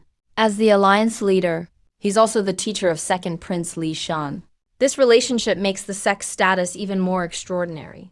Lysan was thoroughly humiliated by me, and returned to the sect in disgrace, eager to ask his master to deal with me. In his eyes, I am merely a newly elevated saint. My realm is not nearly as high as Tiantian Shangren, who has cultivated as a saint for decades. Once his master steps in, taking me down would be a breeze. But Tiantian Shangren remains in seclusion, and hasn't responded yet. Lysan is growing desperate if he doesn't take action soon. By the time my royal power is solidified, there will be no chance to overturn things. Frustrated, Lysan can only go to the sect's back mountain to pay respects to Mistress Yulin Fairy. The courtyard is filled with spiritual energy. Yulin Fairy sits gracefully within. She is dressed in a radiant immortal dress, with a jade crown atop her head. Her forehead has a cinnabar adornment, and her beauty is extraordinary. Her temperament is gentle with a touch of mature charm. She has taught Lysan on behalf of Tiantian Shangren for years, and shows him much care. Lysan is always respectful towards her. "Mistress, it's been 2 days already. Why hasn't Master replied yet?" Lysan's face is full of anxiety as he starts to complain. Yulin Fairy speaks softly, calming his worries. "You're still so impatient. How did Mistress teach you before? Seeking success too eagerly only leads to failure in the end." Lysan vents years of patience and resentment, openly admitting he can't bear to give up the throne. Yulin Fairy is moved by his words, and agrees to help persuade Tiantian Shangren for him. Lysan is overjoyed. He knows his master always listens to Mistress. This matter is nearly certain now. He even promises that if he ascends the throne one day, he'll build the largest venue for Yulin Fairy in the capital. Yulin Fairy enters the closed cultivation cave. Tiantian Shangren sees through her intentions instantly. He calmly says, "I suppose you're here to ask for something, right?" Yulin Fairy softly asks back, not understanding why he hasn't given an answer yet. Tiantian Shangren smiles mysteriously, telling her he will definitely help, just not now. He is ambitious, wanting to support Lysan's ascension and make the Tianyin Divine Sect an official authority. He intends to be the imperial advisor, standing above the underworld. He also does not want to bear the shame of killing the emperor. He plans to use an external demon needle to control me, forcing me to take the throne myself, thus preserving his reputation, while still achieving his goal. It took him 20 years to fully refine this needle. Yulin Fairy worries he'll be harmed by overuse, and volunteers to go to the capital and take action. She's already surpassed the Saint Realm, but has always kept her true strength hidden. Tiantian Shangren immediately refuses, since there's more than one saint in the capital and he doesn't want his beloved to risk danger. He plans to wait until he recovers, and then go to the capital with her together, with numbers on their side, making sure nothing goes wrong. Yulin Fairy passes the plan to Li Xian, only saying Tiantian Shangren will expend life force to use magic and help him seize the throne. Li Xian is ecstatic, finally letting out his pent-up emotions. All he can think about is the dream of regaining the throne. He vows to crush me under his feet. Zhao Wenyuan quickly notices Li Xian's unusual behavior. Seeing him cheerful day after day, he guesses Tiantian Shangren has already intervened. 2 saints will soon arrive in the capital, which is no small affair. He originally intended to seek help from old friend Mr. Yu, unaware that Mr. Yu had already sworn allegiance to me. When I returned to my quarters, Li Xining was meditating in lotus position. Top-grade elixirs were casually placed in his tray. He had the 9 Heavens Dragon Vein manual beneath him. Looking very relaxed. When he sensed my return, he forcibly ended his seclusion and woke up, with blood at the corner of his mouth. He still ran toward me with a smile. "Brother, you're finally back." I sighed helplessly, raising my hand to wipe the blood from her lips. I gently asked about her cultivation progress. Li Xining pouted, looking dissatisfied. "I just started cultivating. I've only activated 2 meridians so far, and breaking through all 12 main meridians like you said will probably take many more days." For outsiders, her speed would be seen as miraculous. Ordinary cultivators need months to open even 1 meridian, while she opened 2 just in a morning. Her talent is incredible.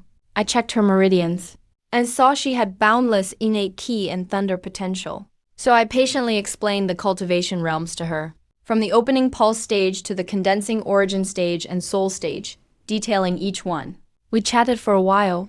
Li Xining suddenly winked teasingly. "Brother, aren't you going for a date today?" I smiled lightly. "Why?" "I'd rather stay here and keep you company." "Nope." Li Xining instantly beamed with joy. She already knew Xiao Ruyan had been summoned by the Empress Dowager, and couldn't get away at the moment. But she didn't mention it, preferring to spend time with me. Xiao Ruyan was with the Empress Dowager all afternoon, her mind wandering the entire time, only paying attention to the Empress Dowager herself, not listening to any of her teachings. Yet the Empress Dowager praised her for being calm and sensible. After returning to the CHU residence, Father CHU learned what happened, and kept praising her for knowing how to handle things. Yu Ruyan felt totally confused, but didn't bother to dig deeper, her heart filled with affection for me, just hoping Xiao Ming wouldn't stir up trouble and cause a mess. In the secret chamber of the 7th ring of the imperial capital, under the stimulation of the remnant soul of a sin, Xiao Ming experiences a dramatic change in his state of mind, pushing through the interference and successfully reaches the void break stage. His cultivation in the mid-stage advances rapidly. The remnant soul of the saint is secretly delighted, knowing that romantic feelings only hinder cultivation. This humiliation has instead become Xiao Ming's best motivation for training. Xiao Ming suppresses his excitement, looking forward to seeing Xiao Ruyan in 5 days, hoping to win her back. Minister of Justice Feng Huawei, at his mansion. A group of former officials dissatisfied with my reign gathers in secret. Feng Huawei holds great power, but resents me for revoking several special privileges. He takes advantage of their drunkenness to urge them to openly support the second prince, even producing a written pledge, forcing everyone to sign it, binding them all together. These old officials rely on their seniority and completely ignore imperial power, plotting rebellion, unaware they've already stepped into a death trap. In the Empress Dowager's chambers, a trusted aide delivers Li Xian's secret letter. The letter tests the Empress Dowager's stance, offering grand rewards, trying to win her support. The Empress Dowager glances over the letter. Her expression is lazy, lightly saying, "Compared to the second son, Actually, I prefer old 6. The trusted aide asked if I needed to be notified. But the Empress Dowager waved her hand and refused. She just wants to watch from the sidelines as the tigers fight, setting up both sides, just waiting for me to ask for help, so she can firmly control imperial power. Inside the Divine Eye sect, Lysan received a secret report from his subordinates. He learned that Feng Huawei and other high-ranking officials were siding with him. He felt even more confident. He spent the whole day feeling smug, just waiting for his master to finish seclusion. Then he'll march on the capital to seize the throne. A conspiracy targeting me has quietly unfolded. Lysan holds a lofty position in the Divine Eye sect. He has an independent loft all to himself. Countless honors surround him. Second Prince of Towns, personal disciple of the Celestial Master, the youngest in the sect, a sky-gazing realm expert, champion of the Sword Dao tournament. His reputation in this region is sky-high. But he is not satisfied at all. His mind is fixed solely on the throne. In his loft, his confidant Feng Wuhan bows and reports. This man is a master at the Abyssal Realm, once the fastest sword in the imperial capital. He was once plotted against, and was saved by Lysan. Since then, he has loyally followed him. He is not a disciple of the sect, but can come and go freely, all thanks to the sect master's tacit consent. It's also because of the intelligence network he manages that Lysan can accurately grasp all movements in the capital. Lysan scans over the intel, his happiness showing instantly. Feng Huayi is siding with the Empress Dowager, but his attitude is ambiguous, all within Lysan's expectations. Zhao Lian and Guo Poyan were never going to support him, and he can't be bothered to win them over. He's learned his lesson this time. No more acting reckless. He is plotting every step. But what truly excites him is the message Feng Wuhan brought back. Li Chan actually made Master Yu kneel. In Li Shan's view, though I restored the royal family's dignity with that move, it was too reckless. Offending all the scholars right after ascending the throne makes the throne unstable. To him, it's simply a godsend opportunity. Li Shan orders Feng Wuhan to have someone prepare a visiting card for Master Yu. He'll tell his master, then immediately head back to the capital. Feng Wuhan nods, takes the order, and leaves. Li Shan calculates very carefully. He doesn't need Master Yu to take action himself. He just needs to incite the academy students to smear me and praise himself, making public opinion side with him when he takes the throne. The mandate of heaven will be his. He's certain Master Yu will help him. After all, I made Master Yu lose all face. And since he's going in person to show goodwill, there's no reason for the other party to refuse. He's even planning to apprentice himself to Master Yu after taking the throne, to use this to restrain the celestial masters. He feels the game is in the bag. I've already been completely forgotten by him. He's begun plotting imperial power tricks for after he ascends the throne. The only one Li Shan fears is the third prince. According to intel, the third prince is recruiting powerful figures everywhere, even colluding with neighboring great powers, willing to sell out territory and betray the country. Li Shan looks down on the third prince's tactics. He believes if he takes power, the sect's influence will only be above imperial authority, but the dynasty will remain intact. The third prince also despises Li Shan, believing that bringing the sect into the capital is a disaster waiting to happen. The two have long been ignoring me, and have started maneuvering against each other in secret. They both think sheer strength isn't enough, and that power and background are what truly matter. A civil war is about to erupt. Right now, I'm leisurely strolling through the palace, without a hint of urgency. Li Sang is sticking to me, so I can't focus on cultivating. It's still early, not the time to rest yet, so I wander around alone. When the palace maids and eunuchs see me, they stop and bow, not daring to move on their own. When I reach the eastern side of the palace, I sense a strange fluctuation of energy, filled with heavy negative energy. Clearly, someone is practicing forbiddance techniques. The aura vanishes quickly, but it can't escape my notice. There may be many consorts in the harem, and some are highly skilled, but it's impossible for any of them to practice forbidden arts. When the previous emperor was alive, such things would never be allowed. I have long been suspicious. The previous emperor's death was far too sudden. He was always in strong health. All the princes thought he could rule for at least another decade. After the crown prince died unexpectedly, the other princes kept their distance. I've always suspected the previous emperor's death was related to the consorts in the harem. There are quite a few secret and sinister techniques in this world. They can harm people silently through intimate contact. Even the imperial physician can't detect them at all. Si Churuyan comes from a clean and upright family. I feel reassured because her background can be investigated. As for others in the harem, I don't dare get close at all. To uncover the source of this evil energy, I flash away in an instant. I follow the scent silently and stealthily. Soon after, I stop in front of a palace. Looking at the cold palace before me, a trace of doubt rises in my heart. There's a particular old acquaintance imprisoned here. The cold palace is where the failures of the harem end up. The high walls are mottled with time, covered in moss and ivy, exuding a sense of bleak decay. Stepping inside, a long-buried memory surges to my mind. Among the princes of the past, Lysan was not the most gifted. It was the fifth prince Lysan. He was born amidst auspicious omens from the heavens. Blessed with an innate Tao body, his civil and martial talents surpassed all the princes. The emperor showered him with extreme favor. He took him everywhere he went. Everyone in the court believed he was destined to be the crown prince. His mother also wielded immense power. She almost overshadowed the empress dowager. But 5 years ago, someone reported in secret that Lysan had an affair with the emperor's favorite concubine. The imperial guards caught them on the spot. Present were not only the late emperor, but also the crown prince Lysan, the third prince, and the empress dowager. The third prince, who was usually stationed at the border, just happened to return to the capital. The whole matter was already suspicious. The emperor flew into a rage. He executed the concubine right then and there. He gouged out Lysan's eyes, cut the tendons in his hands and feet, and even castrated him, then locked him in the cold palace. A genius fell from grace just like that. I never believed that was the real story. Lysan didn't have enough power then, but he still stood out too much. He made too many enemies. He must have been framed. Someone tampered with the situation. His mother died of grief soon after.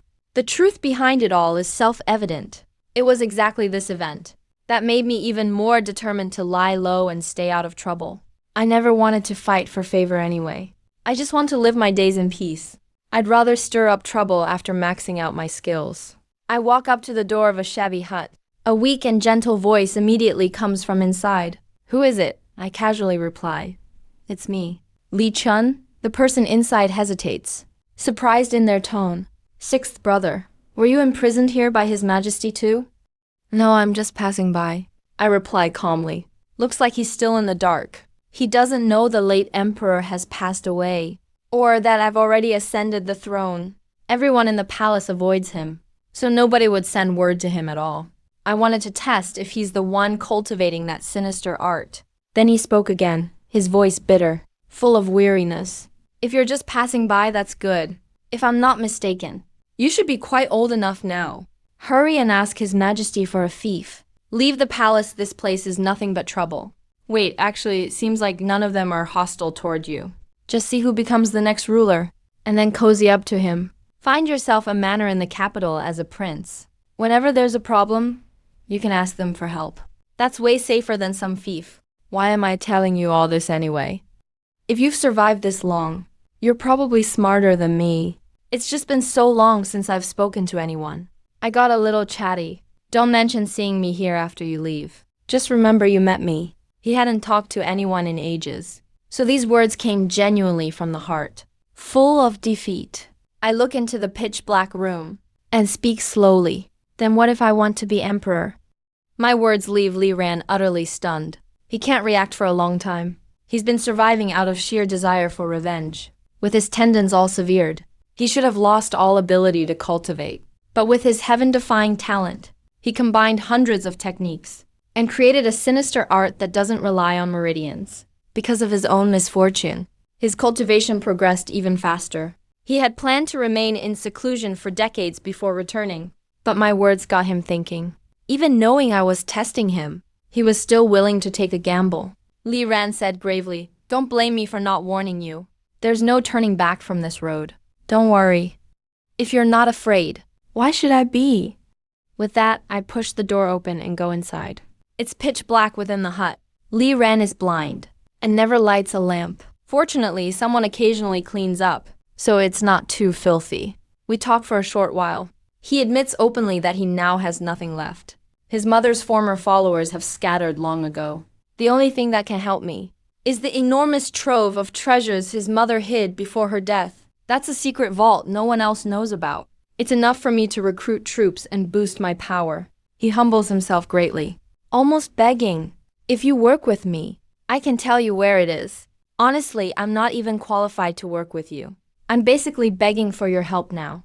Seeing his dejected look, I stop teasing him. I say flatly, "Forget it. I won't mess with you anymore. I'm the emperor now, and I'm already at the same realm. I was just passing by.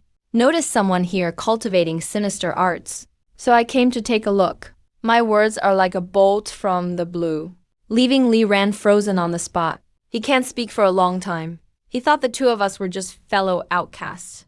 But I had already reached the same realm, and even become emperor. I quietly release a hint of aura. That crushing pressure makes him completely believe me. He is full of shock and disbelief. Lysan asks hoarsely, "Then why'd you talk to me for so long?" I shrug, I was just bored. Lysan is pissed, and incredulously asks, "You're really the emperor?" Why would I lie? The crown prince died suddenly a while ago. The other princes have all been avoiding the capital. A few days ago, the emperor also had an incident. Passed away just like that. The empress dowager said the throne can't be vacant for even a day. She insisted I become emperor. I figured since I'm already at the same realm, what's there to be afraid of? So I agreed. Then, they didn't make things hard for you. My first day at court, second brother started trouble in the court. I briefly tell him what happened in court. Lysan can't help but burst out laughing, with a hearty tone. That's hilarious. Those guys would never have guessed. You're actually at the Saint realm. No wonder you're sitting so steadily on the throne. Too bad I'm blind. Can't even see their ugly faces. After laughing, he asks in confusion, "Since you know I practice sinister arts, aren't you going to deal with me? You're the emperor now. Aren't you cultivating evil arts for revenge anyway? It's not like I was the one who wronged you. Why should I care what you do?" I confess, his sinister arts only absorb his own negative energy. They don't harm others. If it were one of those killing techniques, I wouldn't have wasted words with him. Lysan immediately says, "All right, you're the emperor now. I don't have the right to negotiate with you. Brother, you know how talented I am. Can you get me some resources? In the future, when I reach the Saint realm, I'll be your bodyguard. How about that?" I waved my hand. "We're all brothers. You don't need to be so formal. Go wherever you want. It's not a big deal." Lysan was deeply moved by these words. Royal descendants are always scheming against each other. Not harming him is already a huge favor. He immediately made an oath. "I know you don't like troublesome things. From now on, I'll handle any trouble for you. Those so-called second prince and third prince. And the empress dowager. You're the emperor. It wouldn't be good for you to act personally. That would ruin your reputation. Leave it all to me." I cleared my throat. Forget about the empress dowager. I don't have any conflict with her for now. Lysan looked understanding. He smiled and said, "I know how powerful the empress dowager is. I'll help you clear the way, but I'll leave her for you to deal with yourself." I was a bit stunned. Even though I thought he misunderstood, I didn't correct him. Right after, Lysan lowered his voice and revealed something secret. "Don't underestimate the empress dowager. When my mother fought her back then, she investigated. It seems she's connected with remnants of the former dynasty, but no evidence was ever found. Do you know how the previous dynasty fell?" "You should know, right?" I replied truthfully. "I don't know." Lysan was momentarily speechless. "Don't worry, I'll explain patiently. The nobles of the previous dynasty sought immortality to improve their cultivation. They captured people en masse to absorb live blood essence that provoked the wrath of heaven and the people. So they were wiped out." He also reminded me, "Inside the imperial harem, there are plenty of former dynasty remnants. The late emperor's death might have something to do with the empress dowager. And in court, many of the honored officials. Most of them are former dynasty ministers who surrendered. The connections are extremely complicated." He also told me, "There are 5 original dragon scriptures from the previous dynasty. They can counteract all kinds of evil powers and strengthen the body. As long as you find these books, the threats in the harem can be resolved. I was ecstatic when I heard this. Patting his shoulder, I said, "Brother, I'll leave this matter to you. As long as you can handle it, we'll be life and death brothers." That night, Li Ran and I talked for a long time. I finally realized the capital is rife with hidden dangers. All kinds of forces are intertwined. He also lamented that I knew nothing, yet still managed to live peacefully until now, and even ascended to the throne. It's truly the work of fate. I also sorted out the situation. Remnants of the former dynasty want to restore their rule, colluding with the harem and noble families, getting both the crown prince and the late emperor killed in succession. Naturally, I'm their next target. But they're wary of my Sang realm strength, so they haven't dared to make a move. Li Ran noticed my lack of any sense of crisis, and couldn't help but ask. The former dynasty's remnants have been infiltrating the capital for a long time. Aren't you worried they'll do something? I answered casually. Doesn't matter. There are plenty of people who want me dead. But I haven't met anyone who really has that ability yet. What about the second prince and third prince? Those two will probably openly try to take your throne. Let them try. I don't even think about those two. Li Ran was more and more curious. I'm really curious why you became emperor. I've never been emperor before, so I thought I'd give it a try for fun. What's the matter? Li Ran was silent for a long time. He sighed. Is this the joy of the Saint Realm? I chuckled. Hehe. The joy of being at the top. You can't even imagine. Li Ran was completely speechless. He just thought I was being outrageously arrogant. Night was getting deeper. I stood up ready to leave. It's getting late. If you don't have anything else, I'm heading back to rest. Li Ran hurriedly stopped me. His tone was urgent. Wait a minute. Can you let me out? He didn't want to stay in that dark, cold palace any longer. I already told you. You can leave whenever you want. I'm not stopping you. But are you sure you can get out like this? Don't underestimate me, though I'm blind. My other senses are more than twice as sharp. Li Ran stood up, trying to prove himself, but ended up bumping into a pillar. It was awkward for a moment. He used his cultivation technique. A special energy surrounded his body. Everything nearby appeared in his mind. He finally walked steadily. He looked at me, asked proudly, "Wanna learn?" I shook my head, "No thanks. I have my eyes." Li Ran was speechless again. Just after stepping out of the cold palace, Li Ran sensed someone approaching, so he quickly hid again. But I called out directly, "Eunuch Kui." "Come here." Eunuch Kui hurried forward. He knelt and greeted. "Your servant greets His Majesty." "What orders does Your Majesty have?" I pointed toward the cold palace. "You know, fifth prince. He wants to leave, but doesn't want anyone to know. Make arrangements." Eunuch Kui was shocked, but didn't dare ask more. He quickly obeyed. I had my trusted aide dress. Li Ran in eunuch attire. He was quietly escorted out of the palace. I patted Li Ran on the shoulder and told him to take care. "Come visit when you have time. Remember our agreement." Li Ran bowed deeply to thank His Majesty. "I will not fail your trust." Watching him walk away, I turned back to my quarters. Once outside the palace, Li Ran was filled with mixed emotions. He never dreamed he could leave the palace so openly and honorably. He made a silent vow that he would help me recover the divine dragon scripture. Early the next morning, I arrived at court right on time. As always, I cut it close, never arriving early. The ministers were already waiting outside the hall. They were whispering in small groups. Many were praising. "How I forced you the tutor yesterday. It brought honor to the royal family." Although you the tutor's disciples looked upset, they didn't dare speak up. Some privately gossiped about last night's banquet at Feng Wei's residence, but couldn't figure out what happened. Xiao Wenyuan was as calm as ever, saying nothing. Guo Poyan was still under house arrest and did not attend court. As the ceremonial chanting began, everyone lined up to enter the hall. They knelt and proclaimed, "Long live His Majesty." I sat down on the dragon throne, with a casual demeanor, yet full of authority, showing not the slightest sign of weakness. The first to present a petition today was Liu Ming, Minister of Revenue. He was a prodigy highly valued by the late emperor. His professional ability is top-notch. He has managed the national treasury without error. Liu Mingyan boldly reported that military spending was surging everywhere, and the treasury was about to be depleted. He earnestly requested the disbandment of idle troops to reduce expenses. As soon as these words were spoken, the court erupted in chaos. The military officials angrily denounced him, saying that cutting the military would shake the foundation of the state. If the Northern Khanate invades, no one would be able to resist. Civil and military officials argued fiercely, neither side backing down. They even tried to use me as leverage. I just watched coldly, letting them argue.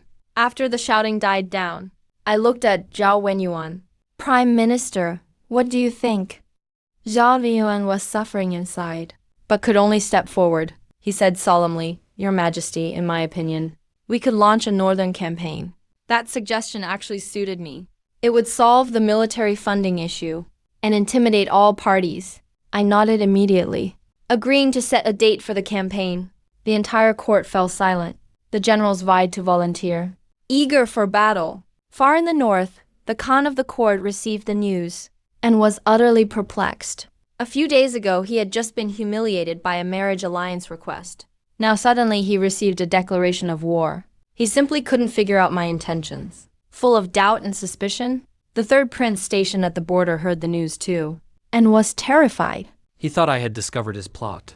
As the military budget dispute settled down, Zhang Ankang, imperial censor holding his memorial plate, stepped forward out of line and called out loudly, Your Majesty, I have a matter to report. I gestured for him to continue. Zhang Anchang looked sharply, staring directly at Feng Huayi.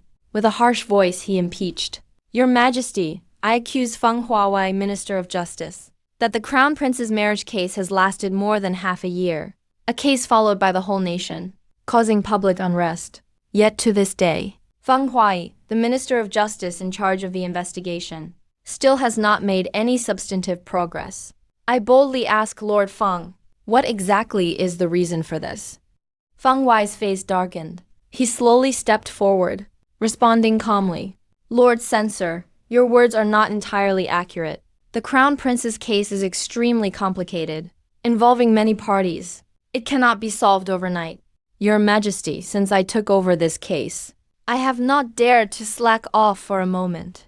I have interrogated day and night, and investigated from every angle, doing everything to find the truth. Although there has been no breakthrough yet, I am still doing my utmost, not daring to be careless in the slightest. Zhang Anchang sneered in rebuttal, pressing with every sentence, accusing Feng Huai of incompetence, and intentionally covering things up. They argued fiercely in court. The dispute escalated from official matters to personal attacks, with neither side yielding. I continued to watch coldly, observing the farce. After a while, Zhang Ankang cupped his hands and earnestly pleaded with me. I do not mean to make things difficult for Lord Feng, but this case concerns the foundation of the country, as well as the soul of the late Crown Prince. I have to argue my case as best as I can. I hope Your Majesty will investigate thoroughly and find the truth soon, to reassure the people. I spoke calmly and gave my decision. Your concerns are well-founded. Feng Huai, as Minister of Justice, solving this case is your duty. I give you 3 more months to be sure you find the truth. No one shall escape justice. As for Zhang Ankang, you are the imperial censor. You have the right to supervise. I grant you permission to investigate the Ministry of Justice's files on the Crown Prince's case, to ensure the trial is fair and impartial. This was meant to be a perfect solution, but unexpectedly Feng Huai immediately defied the order, invoking the late emperor to pressure me. This must not happen. The Ministry of Justice is a vital part of the state. It concerns national security. Many secret documents are stored there. The late emperor entrusted the ministry to me. As a sign of his trust, if Lord Zhang the censor wants to investigate, it would overstep his authority. I urge Your Majesty to reconsider. All the court was shocked. Feng Huai was openly defying the new emperor. I frowned deeply, my tone growing cold. Say that again, I dare you. Feng Huai, blinded by anger, relied on being a former court official of the late emperor, and stubbornly defied me. It's not intentional defiance, but the late emperor entrusted this to me. This is no trivial matter.